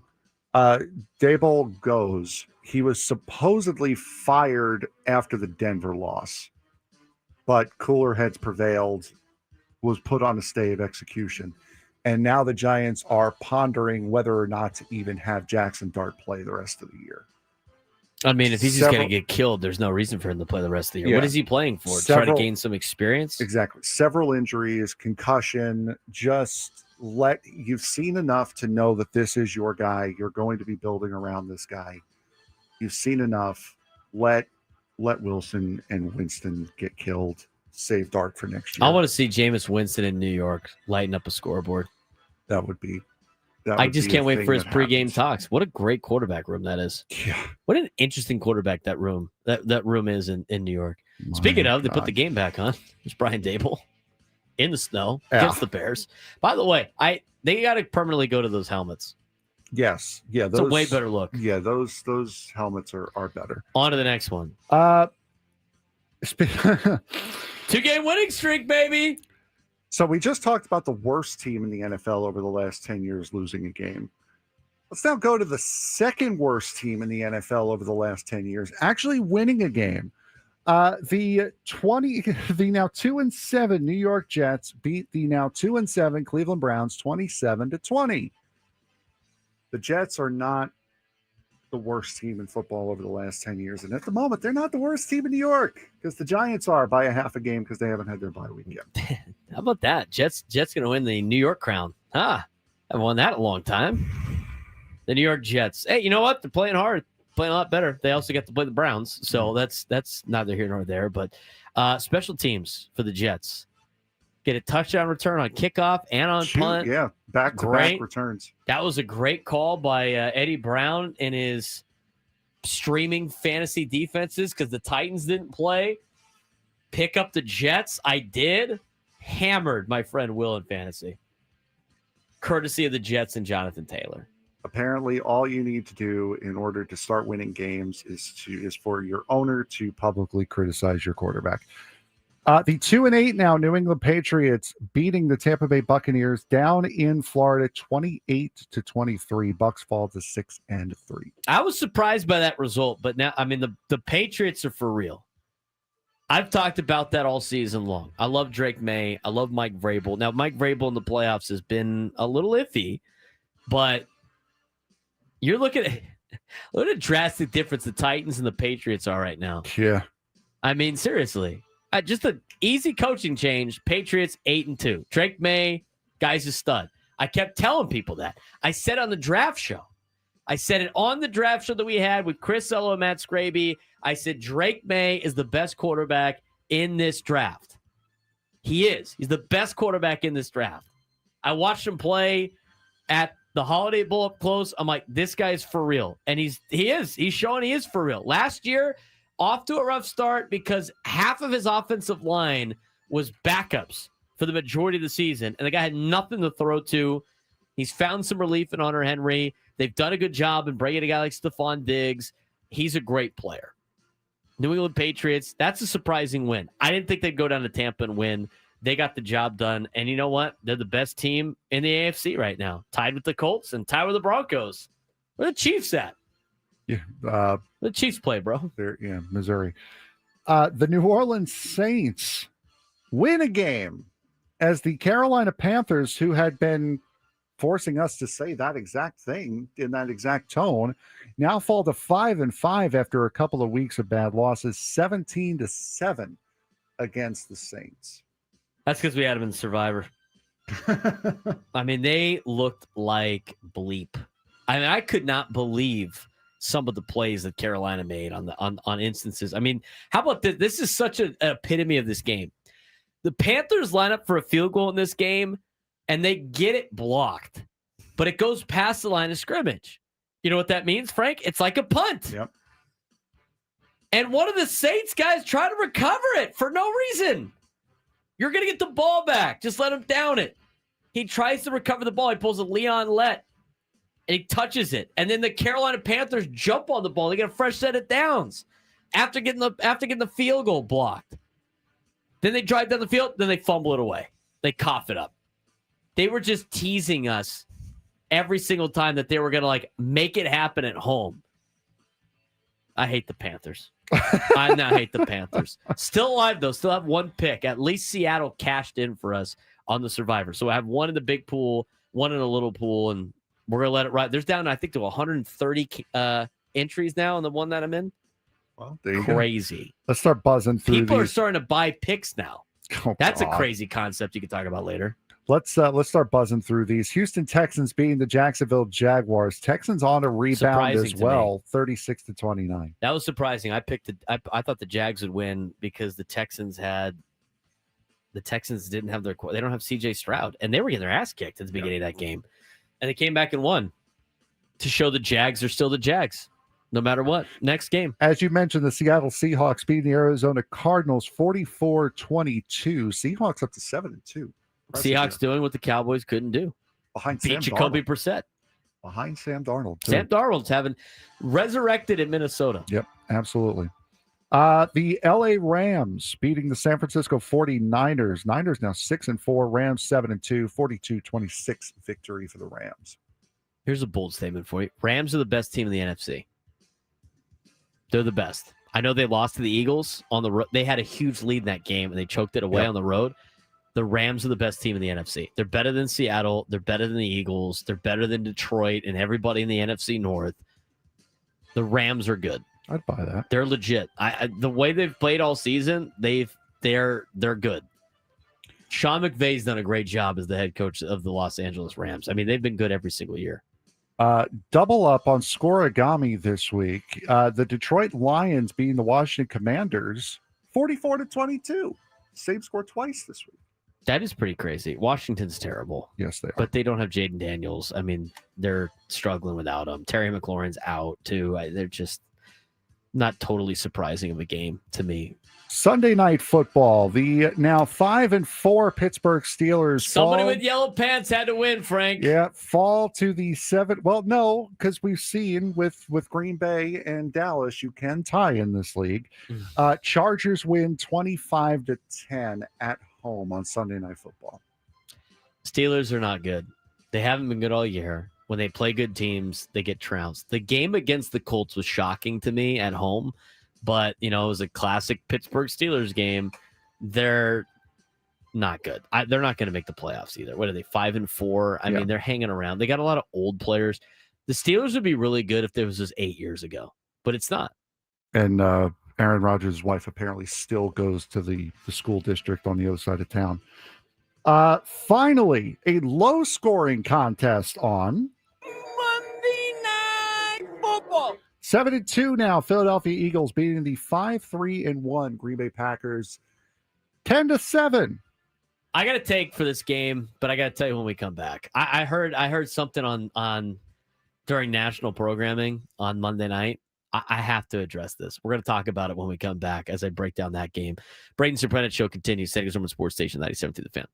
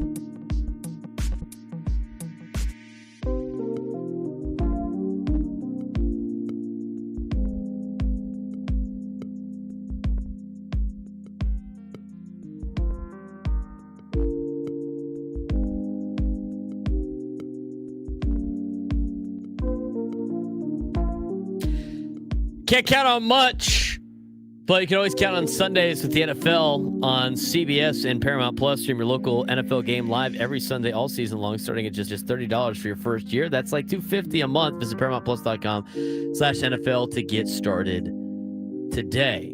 I do want to mention that this holiday season, too many San Diegans will go hungry. Join 97 through the Fan and support the San Diego Food Bank.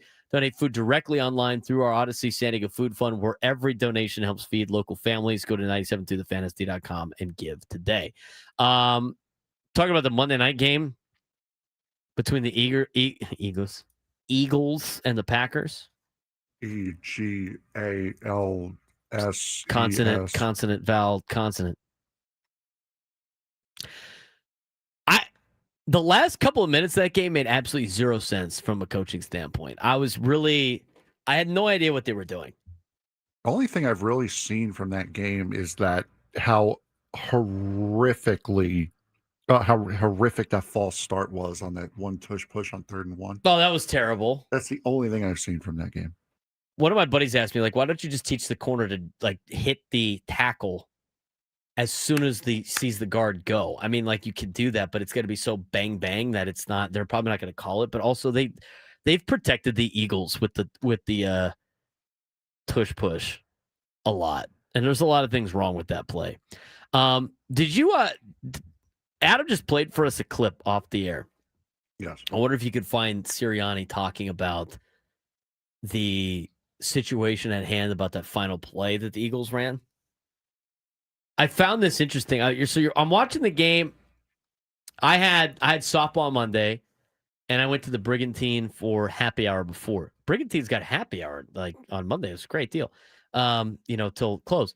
So me and my friend went there, and she's an Eagles fan. So I mean that's already tough to deal with in general. But so she's an Eagles fan, and we're watching the game.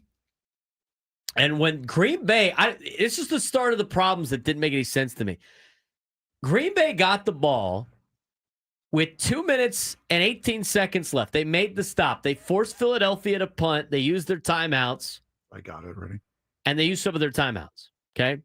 They have 2 timeouts left, and they get the ball with 2:18 left on the clock. So they got 2 timeouts and the 2-minute warning because the Eagles threw the ball a couple of times and stopped the clock for Green Bay. That was the first part of this clock management that didn't make any sense. So Jordan Love and the Packers move the ball a little bit. They go incomplete, get a 25-yard pickup. Again, they're down 10-7 with under 2 minutes to go. So they make the 25-yard pickup, and they get to the Green Bay 35-yard line. 1st and 10 at the Green Bay 35, 2 minutes to go. They're down 10-7. They go incomplete. Then they convert a 9-yard pass to get it to the Green Bay 44. So it's 4th and 1 at the 44-yard line of Green Bay with 1:30 to go. And the Packers have 2 timeouts. They go no huddle. And if you go back and watch the clip, all of the Eagles players were just yelling inside zone. So based on some type of formation, look, or call that they heard, they're screaming inside zone. They knew what the play was going to be. They're rushing to it, the Packers are. You have 2 timeouts, Matt LaFleur. What are you doing, buddy? They snapped the ball, disaster in the backfield. They're not even set. One of the receivers to the Packers not set. Penalty marker goes, but Josh Jacobs fumbles the football, and the Eagles jump on it. And with the penalty being on the Packers, it's Eagles football. It's Eagles football. It's like, what are you doing?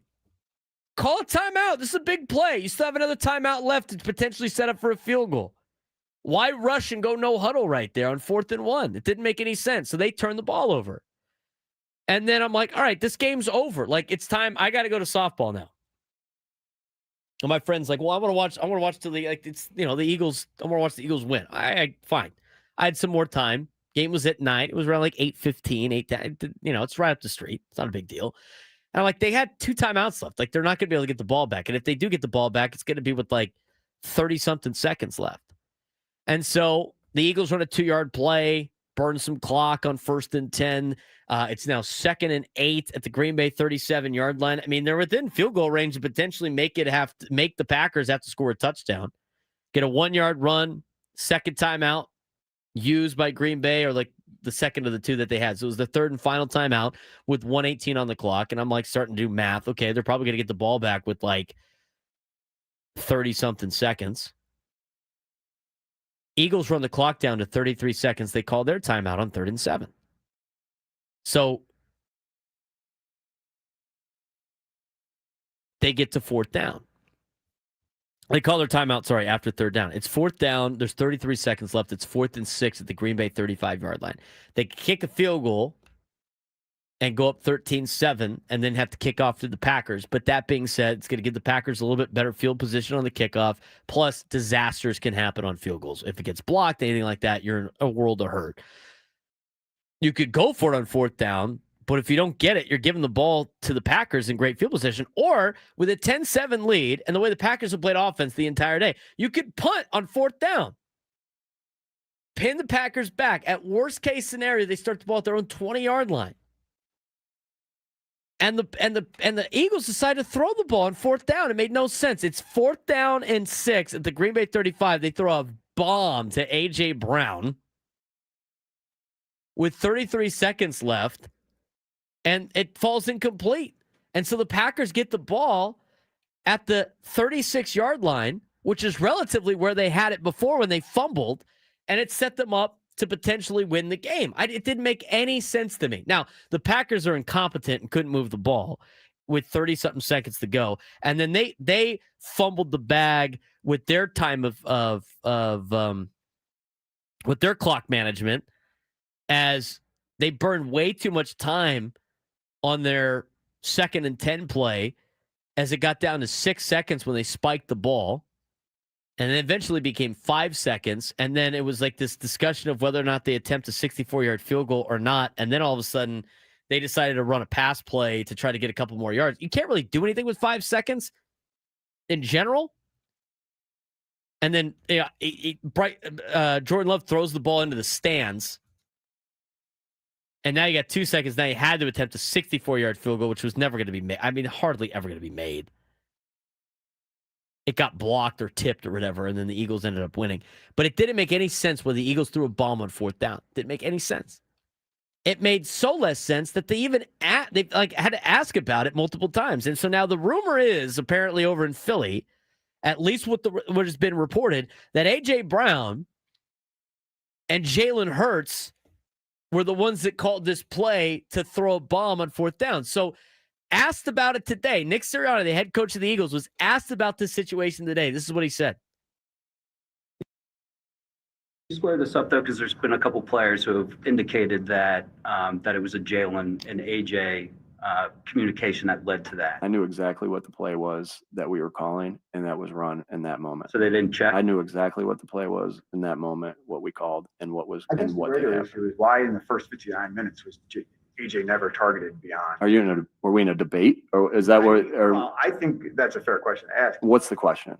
But why wasn't AJ targeted beyond the first 2 drives, and it took until that moment for you guys to throw to him deep?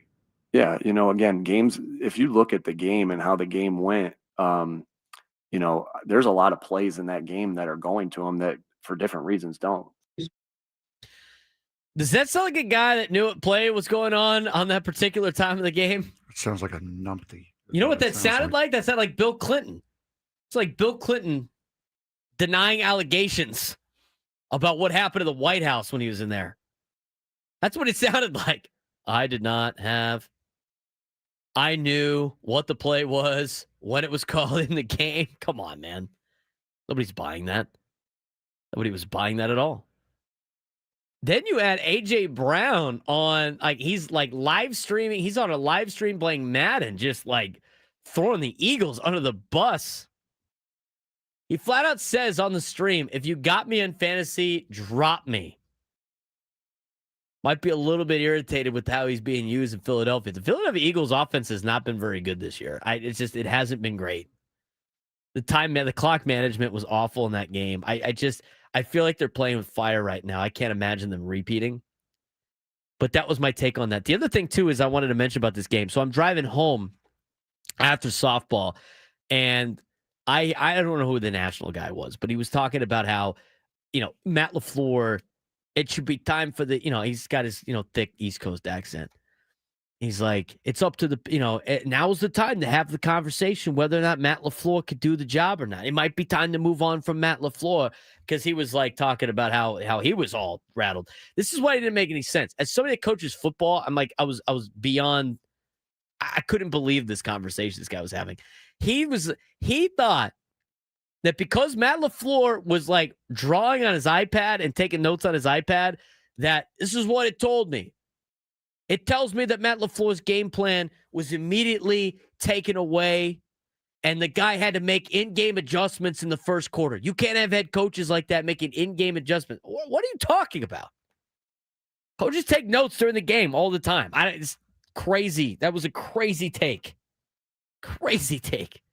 Got to fire Matt LaFleur because of... You want to talk about firing Matt LaFleur? You should probably talk about firing Matt LaFleur because of the clock management they had in the final 2 possessions of the game when you're down a field goal. But the whole in-game adjustments conversation, just give me a break. Give me a break. When we come back, we got some overreactions to get to. We also got to talk about the CIF playoffs. They're in full swing. Might talk a little bit more about that tomorrow. We're going to talk about San Diego FC's win over the weekend, college football. Got lots to get to, and we also need a contestant for a midday sports stand-up. 833-288-0973, 833-288-0973. If you want to be the contestant, if you take me down in sports trivia, you will be qualified for a chance to win tickets to Sammy Hagar, who returns to Las Vegas with his Best of All Worlds Las Vegas residency. Get ready to rock with your favorite hits from the Van Halen years, Sammy solo hits, and more. Only in Las Vegas this March 11th to the 21st and September 18th to the 26th at Dolby Live at Park MGM. Tickets on sale now at Ticketmaster.com. 833-288-0973, 833-288-0973. We'll get to the NFL overreactions when we come back on San Diego's #1 Sports Station 97.3 The Fan.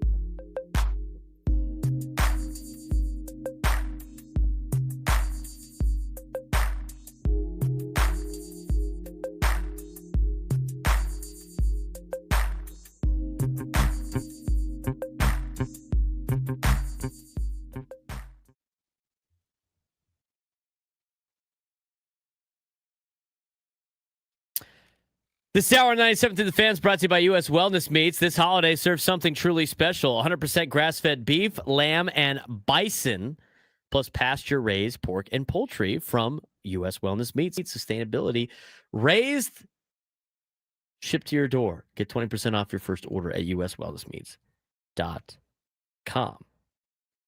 In the next 17 minutes, we are going to announce today's biggest fan. So be sure to stay tuned and listen at 1 o'clock for us to announce today's biggest fan for a chance to qualify for a night in our Odyssey suite at a future Padres game with all of the fan staff. Register your name at 97throughthefansd.com/biggest fan in order to potentially have your name called. We're going to get to that in just a little bit. But let's talk a little bit about what's to overreact to. A lot of overreaction. Some Monday morning quarterback on a Wednesday. My week's all thrown off after having a Tuesday off. So it's actually Wednesday today. And so it's a Wednesday morning quarterback. Let's get to it. Time to overreact. All right, here we go. Running back Jonathan Taylor is on a historic pace this season. He's projected to reach 2,378 scrimmage yards, which would rank him fourth all time, and 1,936 rushing yards, potentially putting him close to Eric Dickerson's record of 2,105. He's also on pace for 26 rushing touchdowns, fourth most ever, and 28 total touchdowns, just 3 shy of LaDainian Tomlinson's record of 31 in 2006. Buy or sell, Jonathan Taylor will break multiple single-season NFL records this year. He's only 3 shy of LT's record. As far as the pace goes. The pace? He might break some. I don't think he's going to break multiple. So we're talking about the yardage one and he's the projected touchdowns? to reach. He's projected to be fourth all time on scrimmage yards. He's expected to be about 175 off of Eric Dickerson's record for rushing yards. He is on pace for 26 rushing touchdowns, which is 2 off of the total, and 3 shy of LT's overall touchdown record. I will sell that. Okay. I think there's too much he has to overcome to get there. I mean, he's got to increase his pace, and right now he's playing at a crazy pace. I know they play an extra week now, but I would imagine, especially where the Colts are in terms of playoff spot, I mean, there's not even a guarantee he's going to play the last 2 weeks of the season. Yeah. I'm going to sell it. After an impressive win over the Chiefs in Week 9, the Bills stumbled with a disappointing loss to the lowly Dolphins, hurting their credibility as Super Bowl contenders. Meanwhile, the Patriots extended their win streak to 7 games, moving to 8-2 and taking a 1.5 game lead in the AFC East. The loss could hurt Buffalo in tiebreakers as the Bills are now 2-2 in the division, while the Patriots are 2-0. Buy or sell, the Bills' inability to find help at the trade deadline will cost them the division. I think it's probably one of the causes. I don't think it's the only one. I think the Patriots have played really good football. I think they're benefiting from the schedule that they have. I think they're a little bit more well-rounded as a football team. I think, honestly, the Bills dropping that game earlier to New England is what's really going to do them in. Yeah. And New England's continuing to roll at this point in the year and benefiting from the schedule. I don't think it's the trade deadline and the lack of ability the Bills had to improve their roster. I think it's more the sense that the Patriots are better than Buffalo.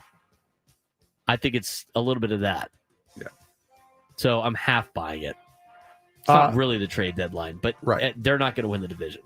Moving on to the AFC West, let's discuss the Denver Broncos. The Broncos escaped with another ugly win, beating the Raiders 10-7, continuing a season of narrow victories despite inconsistent play. Still, they sit at 8-2 atop their division. The Chiefs at 5-4, coming off a bye and poor showing against Buffalo, will face Denver next week in what's shaping up to be a key Week 11 matchup, especially given Andy Reid's 22-4 record after byes. Buy or sell, the winner of next week's Chiefs-Broncos matchup will win the AFC West. I'm selling that because I think the Chargers are in play more than Kansas City is. I haven't seen a lot out of Kansas City.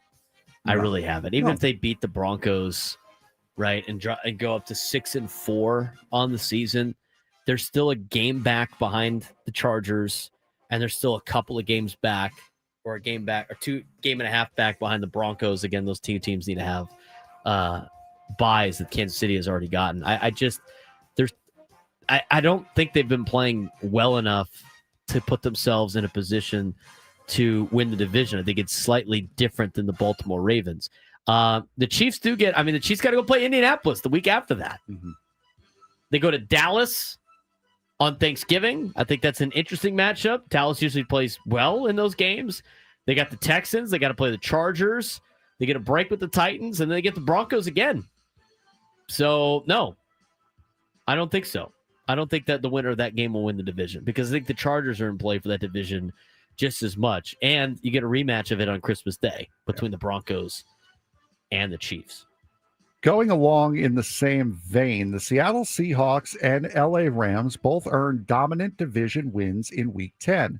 Seattle crushing Arizona behind a strong defensive showing, while LA held off the Niners' comeback as Matt Stafford made NFL history with his 3rd straight game of 4 touchdowns and no interceptions. Now both teams sit at 7-2 and will face each other next week in a crucial matchup for control of the NFC West. The Niners at 6-4 and the Cardinals at 3-6 trail behind. Buy or sell, the winner of next week's Seahawks-Rams matchup will win the NFC West. I will buy that. I mean, they're right there, both 7-2 on the season. I think the Rams, as much as I think they've played really good football, they haven't played a lot of good teams in the National Football League. But here's the thing. This was interesting about these two questions. Is like both of those matchups happened twice. And what if they split? Like, is there going to be a difference?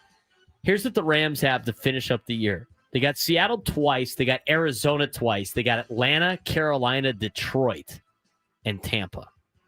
So they essentially have 3 of the NFC South teams, which is a lousy division, and the Lions, mixed with 2 games against Arizona and 2 games against Seattle. As for the Seahawks, their final schedule includes, as I'm pulling up right now, they got to play the Rams twice, as mentioned. They have to play the Titans, which is going to be easy. They got the Vikings, the Colts, the Falcons, and they got the Niners one more time and a trip to Carolina.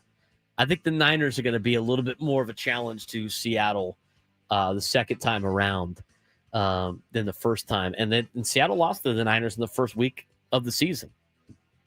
So I think the Rams have a better shot of winning that division. And I think if they beat Seattle, I think the winner of that game will win the division. The schedules are kind of similar, not gonna lie. So I'll take the Rams winning that game, and I think they win the division after winning that game. It could be a division championship game this weekend. Sticking in the NFC, the Washington Commanders quarterback Jaden Daniels dislocated his left elbow in Week 9 and missed the team's loss to the Lions, making his third straight major injury this season. With Washington sitting at 3-7, their playoff hopes fading, and there's growing sentiment that the team might hold Daniels out longer, even if he is cleared to protect his long-term future rather than risk further injury in a lost season. We discussed this earlier with Jackson Dart. Buy or sell, Jaden Daniels should not play again this season, even if he is medically cleared. I kind of buy that. I mean, at some point, like, what are you playing for if you're Washington? Yep. You know, you're not, if you're going to risk it. Now, if Washington starts ripping off some wins and it gets close, maybe you got to put them in there, but they've lost 5 in a row and they don't look anything. I mean, they don't look like they're going to win a lot more games anyway. You might as well make sure that your quarterback's healthy going into next year and start evaluating some of your problems and, see what you got in the backups. Let Marcus Mariota get some action. They got to finish they got Miami this week. If they lose the game to Miami at home, then they definitely got to do that because this is what the Commanders have. They got the Broncos, the Vikings. They get to play the Giants. They got the Eagles 2 out of the last 3 weeks of the season with the Cowboys mixed in on Christmas Day. Keep Daniels out. Get ready for next year if you're Washington. And that's a look at our overreactions to the NFL season. Week 10. Week 10 already. Can't believe it. Week 11 of college football did not go well for San Diego State. No, that was rough. That was really rough. They've put themselves really behind the 8 ball. And we're going to discuss that in college football when we come back. But the chances of San Diego State making the college football playoff have been eliminated with them getting their ass kicked by Hawaii over the weekend. And I want to know how much of it was, losing Tano Latuli the week before. Defensively, I mean, that's one of your defensive captains that leads the team in the middle linebacker, I think might have been a little bit of a factor. But even then, I mean, I don't care about the rain or anything like that. That's why that game was circled as a potential trap game. And that's twice now that San Diego State has gone on the road and gotten smoked. I mean, they went and beat Fresno on the road, looked really good doing that, but they scored 6 points on the road against Northern Illinois and edged out a victory. And then they got absolutely hammered by Washington State and Hawaii. And Washington State, I mean, the Cougs, they lost to Oregon State. Oregon State lost to Sam Houston last weekend. That was Sam Houston State's only win of the year. It was so bad that there was a fake account out there saying the interim coach for Oregon State lost his job. That'd be funny. Could you imagine how bad you would have to be the interim coach and have to coach the last 3 games, get fired from doing that? College football. Exciting times. I got a lot of gripes with college football when we come back. And we'll talk Aztecs and how they did. They got to try to bounce back against Boise State. Final hour of the show when we come back.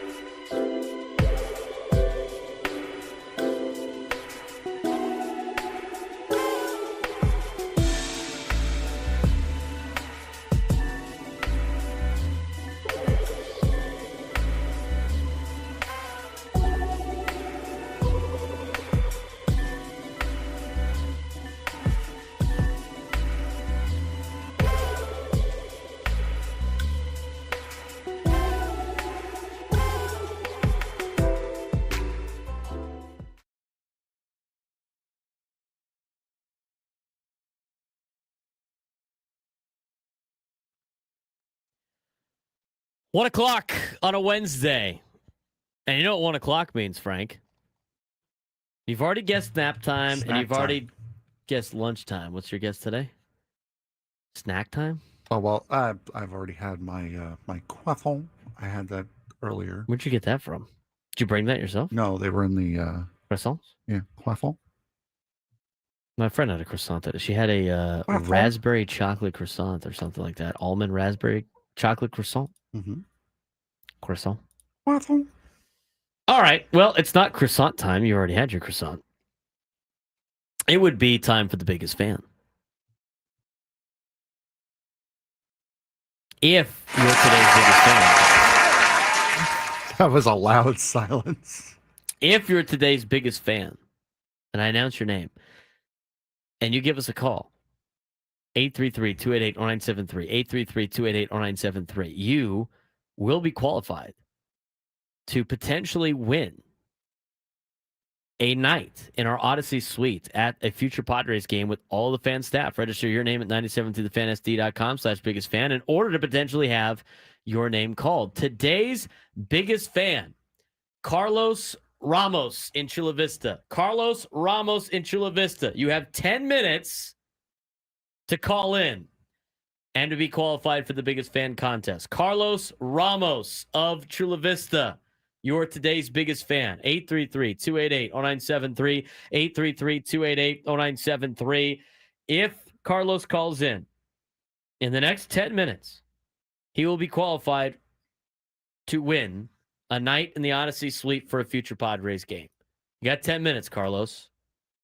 If anybody knows Carlos Ramos in Chula Vista, better get him ready to go. Anyway. There it is. We have a chance to take the lead here for qualifying the most people because Ben and Woods did not get their qualifier this morning. People are saying he was already been named. Is there multiple Carlos Ramos? No, I'm not seeing another Carlos Ramos on here. Are you looking at the right sheet? They're questioning you, Frank. I'm looking at the right sheet. Uh-oh. Did the morning show say the wrong name? Uh-oh. Oh, wait a minute. No. They're right. Is he on there twice? Yes. Oh, no. You're right. Chat. Good on you. They are right. That is a duplicate. I got to see the sheet now. That chat, you guys are Frank Dupet. I'm not the one that made the list, all right? No, we get the list from the we get the list for promotions. Promo team. Do I have access to this list? You should. I don't know why you don't. Yeah, for sure. Biggest fan contest. Yeah, let me take a look at this thing. Yeah, I gotta send an email now. It's got the same number too. Yep, same phone number. Yep. Wow. Interesting. Anyway. I don't know if that's what do we got here? Well, I can't we can't do anything about it. We can't pull other names. Yeah, I can't just pull another name. I'm sending an email to our promotions now. Okay, well, we'll put that on hold. Let's talk about while we have the time, let's talk about here's something that happened in high school football. They have announced the they finally got out the dates, times for the championship games.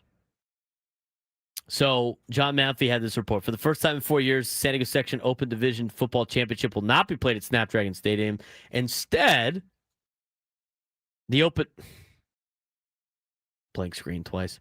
Instead, the Open Division Championship will be played November 25th at Southwestern College. Kickoff for the game Tuesday is at 7 o'clock. The last 3 seasons, the Open Division featured Lincoln and Carlsbad, Lincoln and Granite, and Lincoln versus Cathedral, all at Snapdragon. Other dates and times and sites have also been set. Division 5 AA and 8-man championships will be played on November 22nd at Escondido High School. Divisions 2 and 5 are scheduled for November 28th at Southwestern College. Divisions 1, 3, and 4 will be played November 29th at Southwestern College. Hoping for a Saturday, November 22nd championship game for the Open Division for CIF. Ran into a roadblock, number 1. Snapdragon is already hosting the San Jose State-San Diego State football game on that day. Understandably, the stadium isn't available on Friday, November 21st. Pushing the Open Division Championship into the next week didn't work for San Diego after San Diego FC beat Portland on Sunday and gave SDFC a conference semifinal home playoff game against Minnesota. The soccer playoff game will take place November 24th at Snapdragon Stadium. With Southwestern College hosting Moore Park in the Patriot Bowl on November 22nd, the college facility was out for that date. Quote, while we hoped to host the Open Division Championship at Snapdragon again this year, the schedule unfortunately didn't align. CIF section Commissioner Joe Hines said, we were hoping to return to Snapdragon in 2026. How about that? Scheduling conflicts. People are all up in arms about the games being on a Tuesday. I don't mind the extra days. When I was a junior in high school, we played on Friday and then had to play on Tuesday. We had to play Friday and then Monday.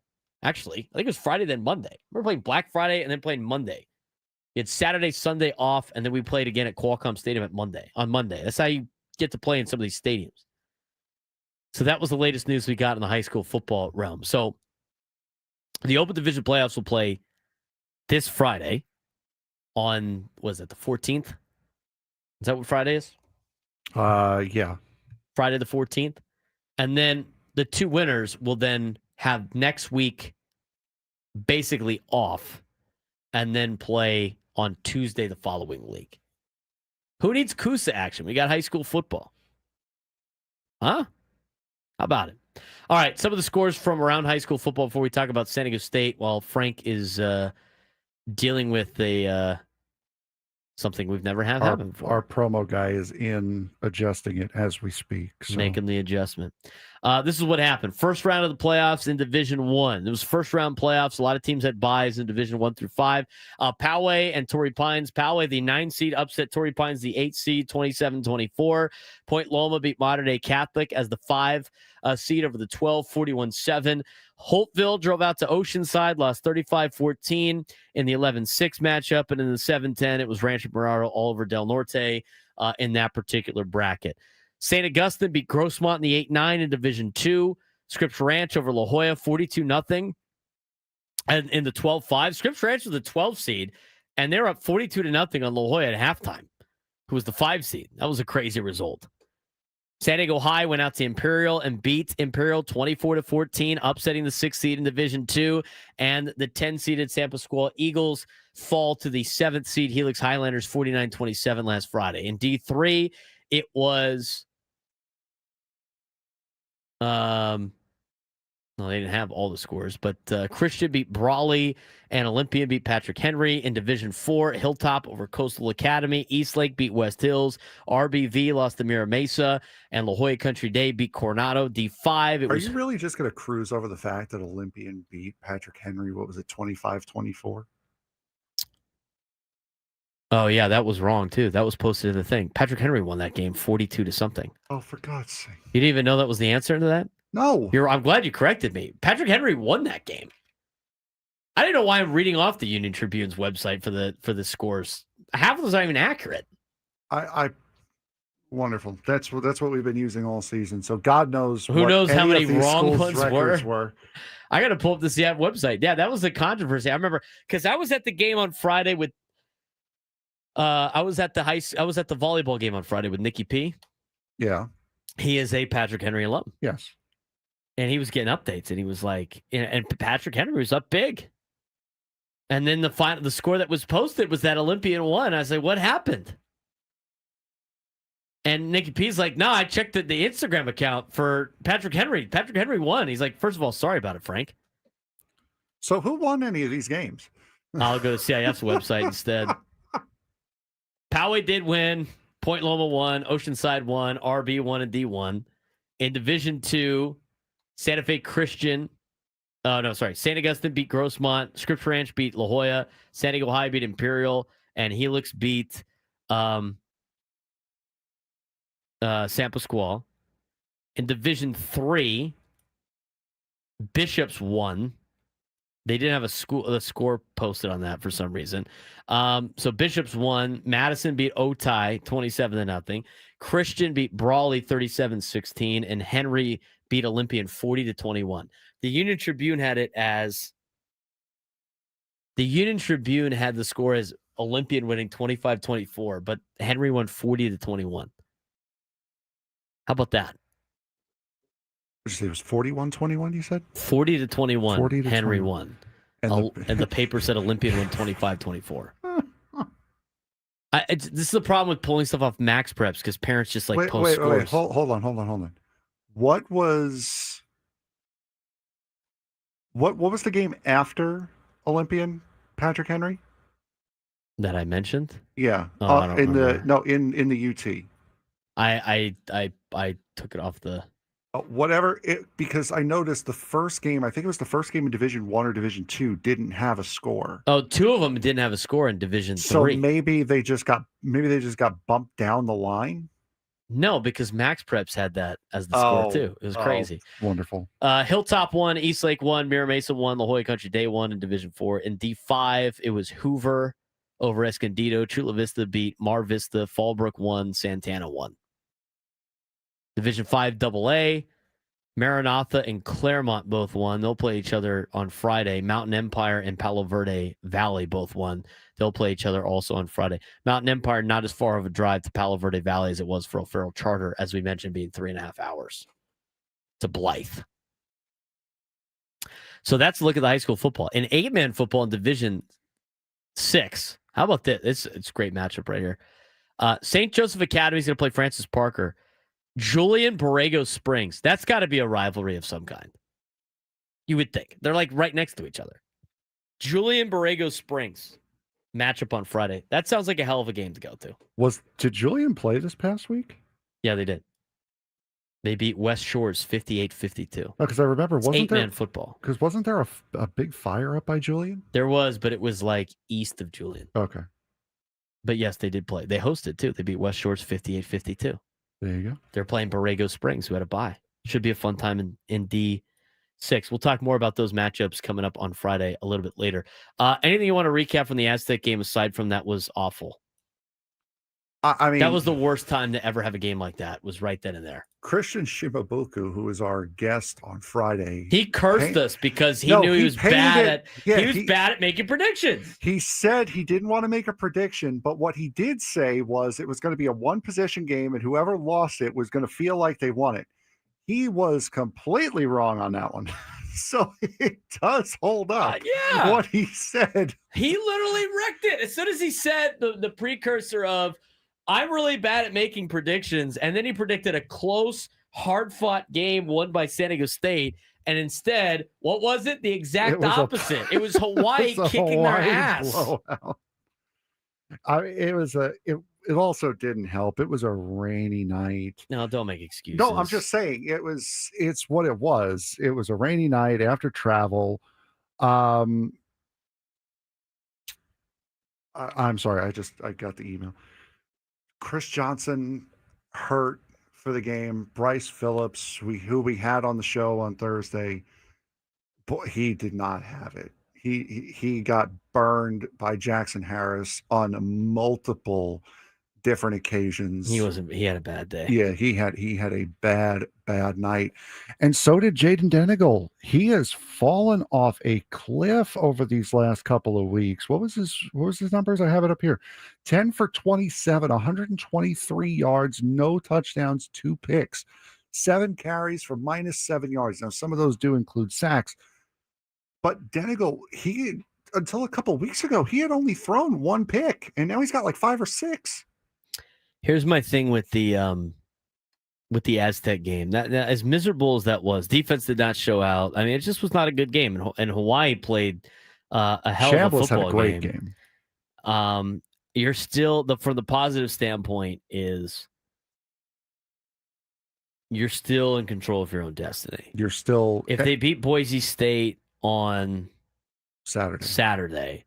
That'd put San Diego State at 5-1. It would drop Boise State to 4-2. Now all of a sudden there's a crazy tiebreaker for second place in the Mountain West, and you could potentially you still get to host the Mountain West Championship game if you win out your 3 games. Yeah, because right now Hawaii's got a week off next week. New Mexico, who is 3-2, plays Colorado State at home.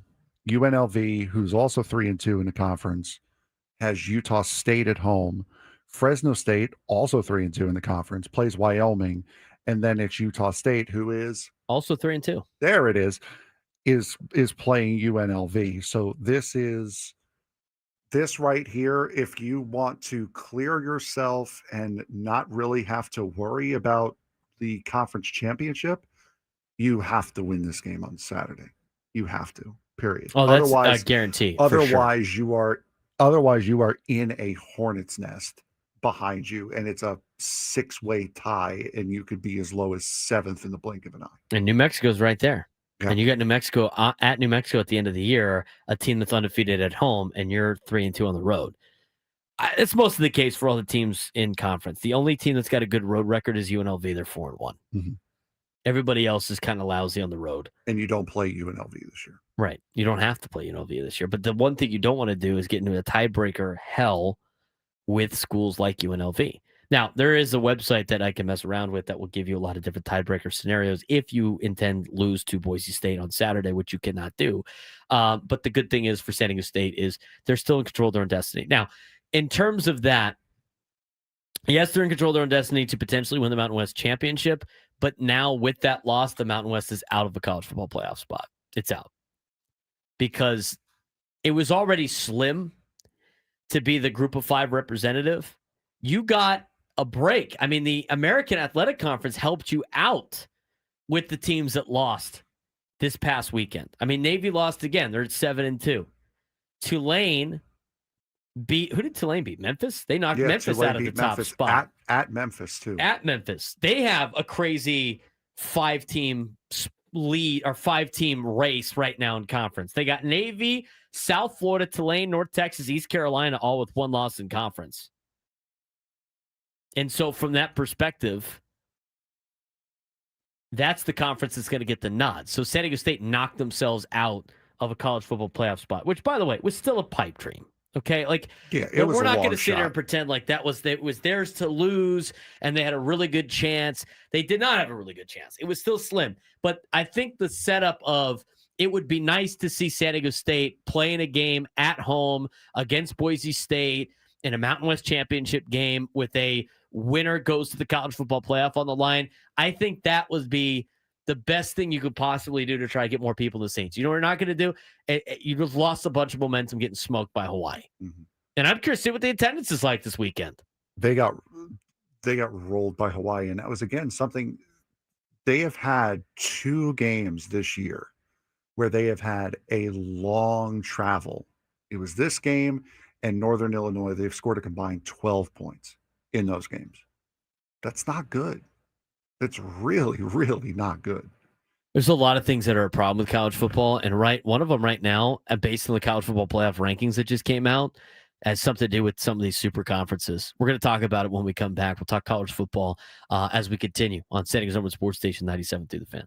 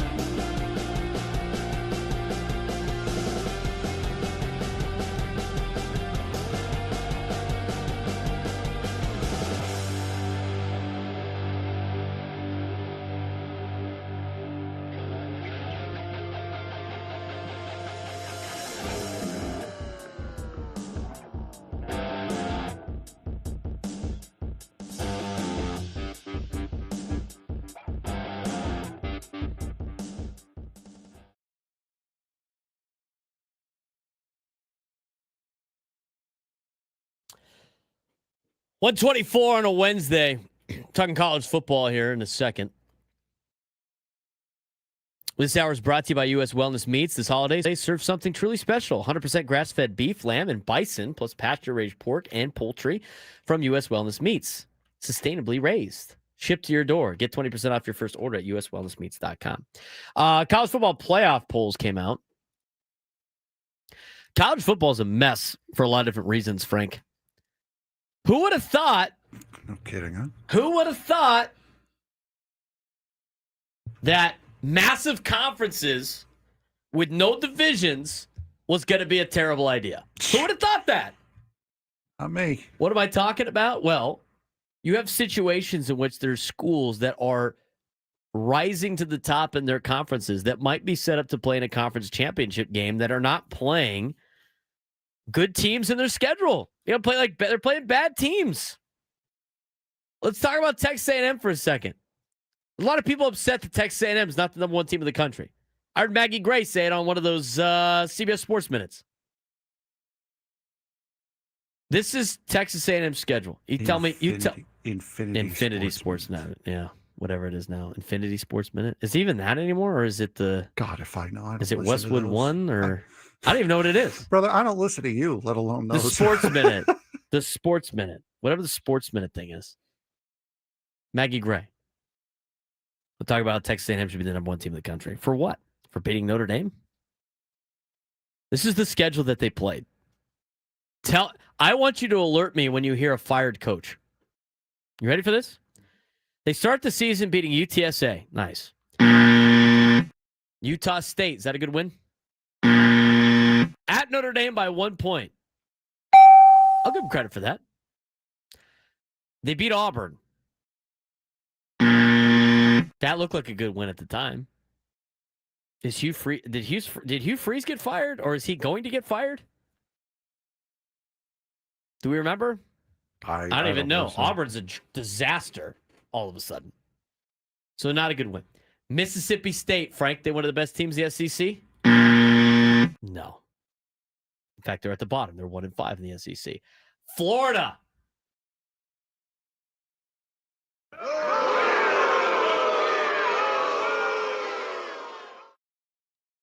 I got to double check. I thought Hugh Freeze got fired. But maybe he's going to get fired. Yeah, he did get fired. Okay, so let's go back to that schedule. So Auburn fired their coach. Mississippi State, terrible. Florida fired their coach. They played Arkansas, fired their coach. They played LSU, Who? Arkansas. Thank you. Fired their coach. LSU fired their coach. Well, I don't know. They've said they didn't fire their coach now. He ain't there anymore. LSU fired their coach. And they played Missouri. Missouri, who's 6-3 on the year, 2-3 in SEC play. They played Missouri, LSU, Florida, Mississippi State, Auburn, Arkansas. All of those teams were in the bottom half of the SEC. All of those teams. In fact, you look at that schedule for Texas A&M, they played 4 programs that all fired their coach this year.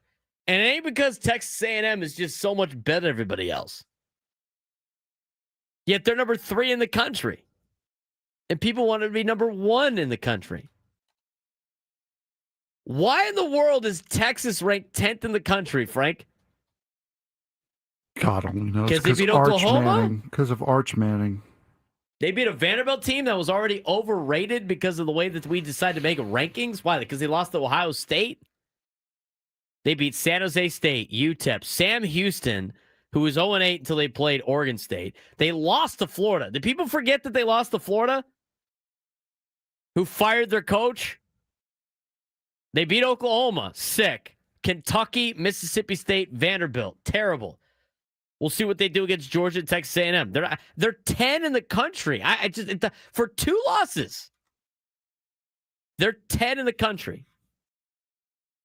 I don't understand the way that we do things in college football. There's so many easier ways to get out of these problems.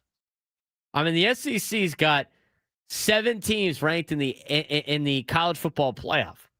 Why is Tennessee ranked? I ask this question every week.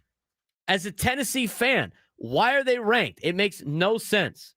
Is Pitt still ranked? Yeah, they're ranked. How about this? How about the guy in charge of the college football playoff last night talking about how the ACC is basically a one-bid league because we look at what they did in the non-conference, and aside from Miami beating Notre Dame, they haven't done anything. Hello? McFly? Hello? Does anybody remember the fact that Florida State beat Alabama at the beginning of the season? Does anybody remember that? Or we just got to throw that by the wayside? Alabama lost to the 3rd worst team in the lousy Atlantic Coast Conference. Florida State's 1-5 in conference and 4-5 on the season. They beat Alabama's ass. That game wasn't even close. You can't say it was lucky when you got your ass beat. It's not should be a huge factor. But the fact that they just ignored that game ever happened is crazy to me. This whole committee BS is such a joke. I'm so tired of I don't understand. I do understand because it's money. It's all based on money. But the way that they do the rankings just makes no sense. Miami is getting punished. Notre Dame gets more love for losing to Miami than Miami does for beating Notre Dame. That's a problem in itself. College football, dude, what are we doing? BYU gets jettisoned from the top 10 because they lost to Texas Tech on the road. Look, this BYU team's not very good. They're 8-1. Their one loss was to a top 6 team in the country on the road. It's just not all things are created equal. We look at the logos and everything. It's a joke. I do got to ask, though, as much as I love the Big 12, and I'm a little Big 12 biased, what? Utah's 12? What? Utah's best 2 assets are the fact that they lost to BYU and Tech. And they beat, Cincinnati at 10 o'clock at night, Cincinnati time in Utah? They beat UCLA, Cal Poly, Wyoming, West Virginia, Arizona State without Sam Leavitt, Colorado and Cincinnati, and they're 13 in the country? What are we doing? It's so simple. We have too many of these schedules that don't make any sense. We got too many teams don't get me started on Ohio State. I'll piss off all the Ohio State fans.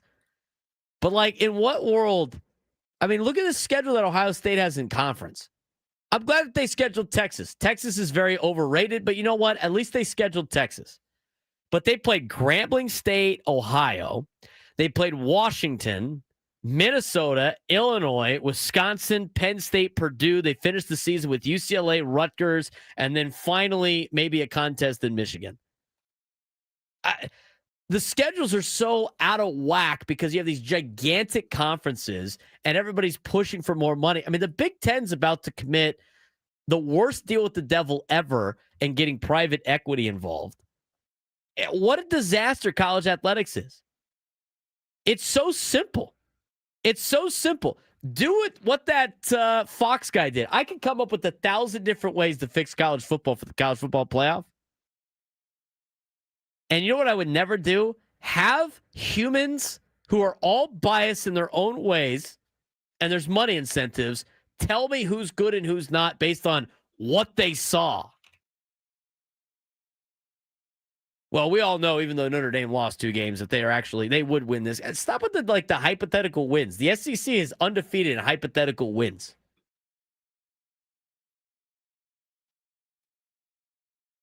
But the reality is, it's so simple. Have all the power conferences be power conferences together, the 4 power conferences. The top 4 in every conference should be able to go to the college football playoff. Split people in divisions again. At least that way you're guaranteed to play some good teams every year. The only reason why they have these gigantic conferences in general is to make money on a TV contract. Guess what? Split the conferences up in divisions. You still get to run all those same schools. It's time to go back to the divisions. Take the top 2 out of both divisions. Make your top 4. Those are the top 4 that make the college football playoff. Go 4, 8, 12, 16 for the Power 4. Backload the rest with 2 teams from the group of 5. Get you to 18 teams. And then after that, you fill it up with however many at-large you want. So all those SEC and Big Ten schools can collect a check and be mediocre in the college football playoff. It's simple. They don't need to overcomplicate this thing. It's super simple. They just don't want to do it because they don't want to share. And it's greed. This college football stuff is crazy. I just, all of these, I laugh every time I hear this committee and there's we believe that if these 2 teams played now, that then it would actually be a different result now. There's some to that, but at the same time, it's come on.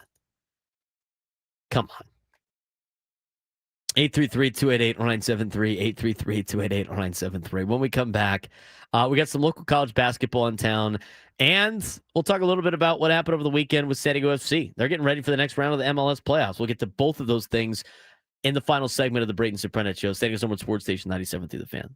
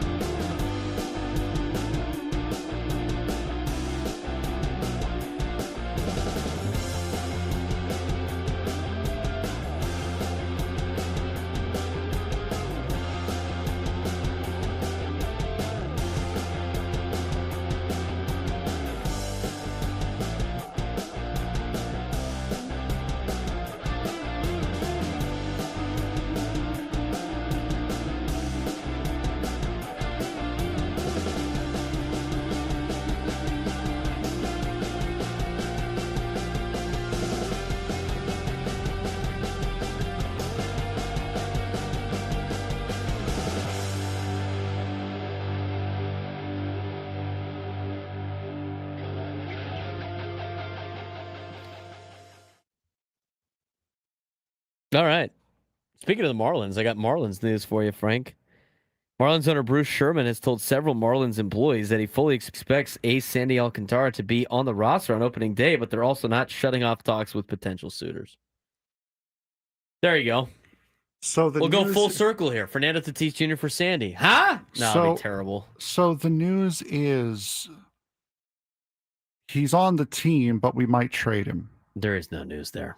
That's what was is said. a Bob Nightingale tweet. So take that for what it's worth. I told you my rule about Bob Nightingale.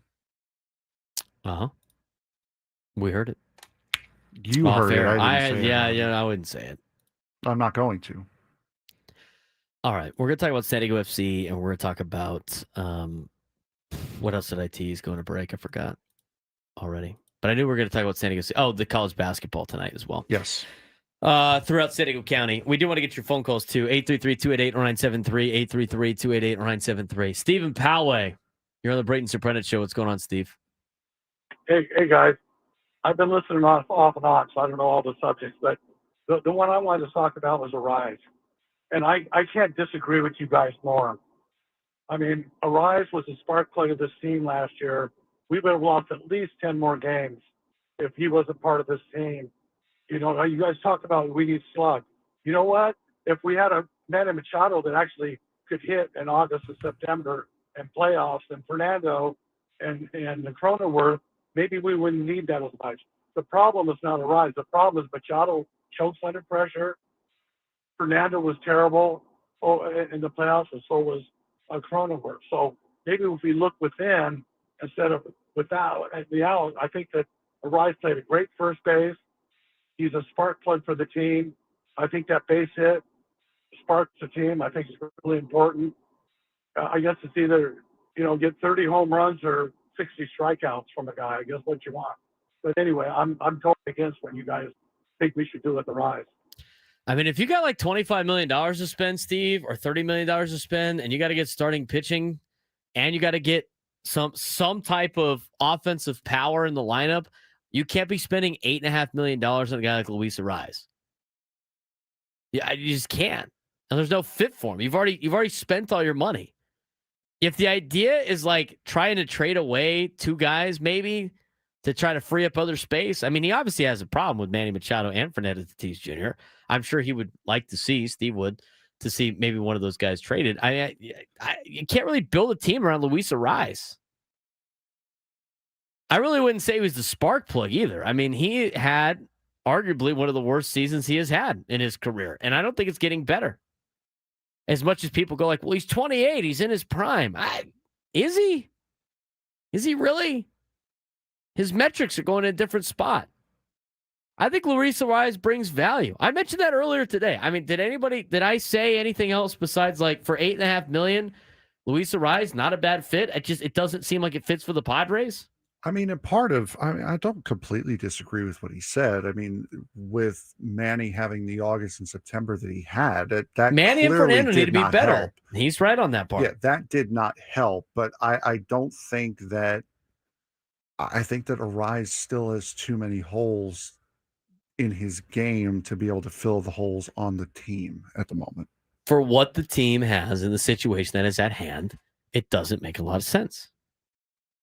For how much money he would cost to fit the roles. I mean, what is the role? What is the role that he has in this Padres team, Frank? This Padres team with the I know, but this Padres team with the current roster that is put into place, and the guys that you're paying a lot of money to be on this team, how does he fit in? Is he a starter or a bench piece on this team? He's a rotational bench player. He's the guy you're going to throw in to give somebody a day off their feet. He's the Jose Iglesias of this team right now. I mean, you could go through it. Is he starting every day over Manny Machado at third base? God, no. Is he starting at shortstop? Absolutely not. No. Is he starting in the outfield anywhere? No. Is he starting at second over Jake Cronenworth? He could, but that would require moving Jake back to first, which he's not a first baseman. He's not your first base answer. Is he a starting second baseman? No, not really. He's really not. Jake Cronenworth, I think, is better for you starting at second base than Luis Arise. 100%. His big contract value is at second base. It's not at first base. All that's left is first base for Luis Arraez, right? Because he's not catching. I don't know. And he's not a first baseman. All you have left for him is first base or DH.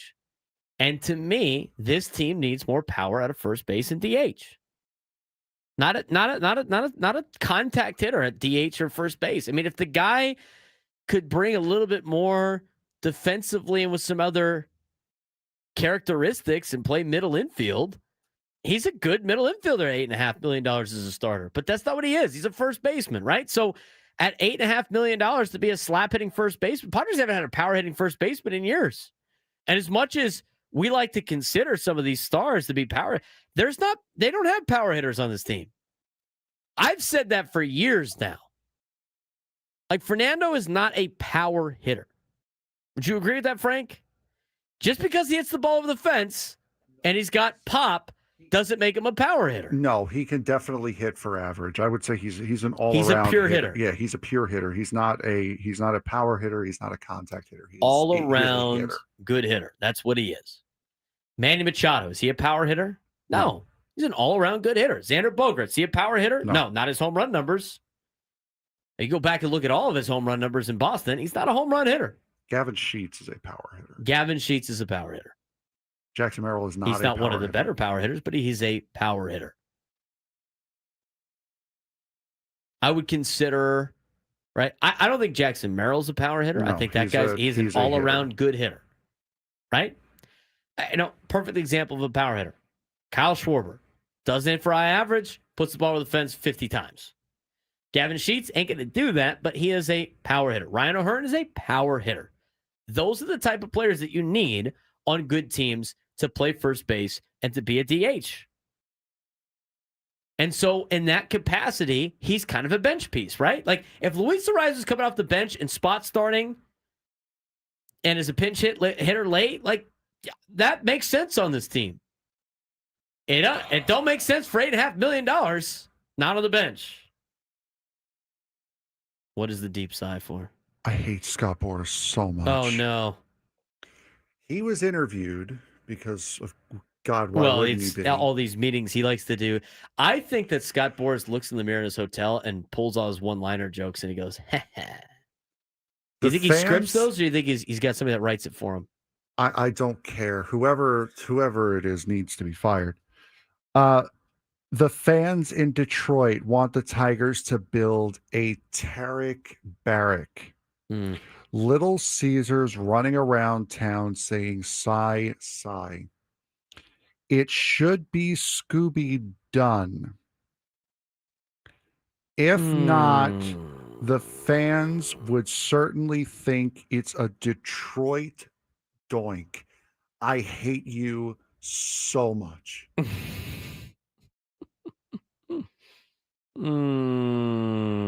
That is we are in full Scott Boras mode. Full Scott Boras mode. How about this one for you? This is on Pete Alonso. I think Pete is at the point of his career where he's about winning, no doubt. Had that question a lot. There's no doubt Pete's pursuers are primed to pay the power piper. Pete picked a perfect period to play preeminently at a really primary position. A playoff parched plethora will pounce to participate in the polar plunge. I hate you. Stop.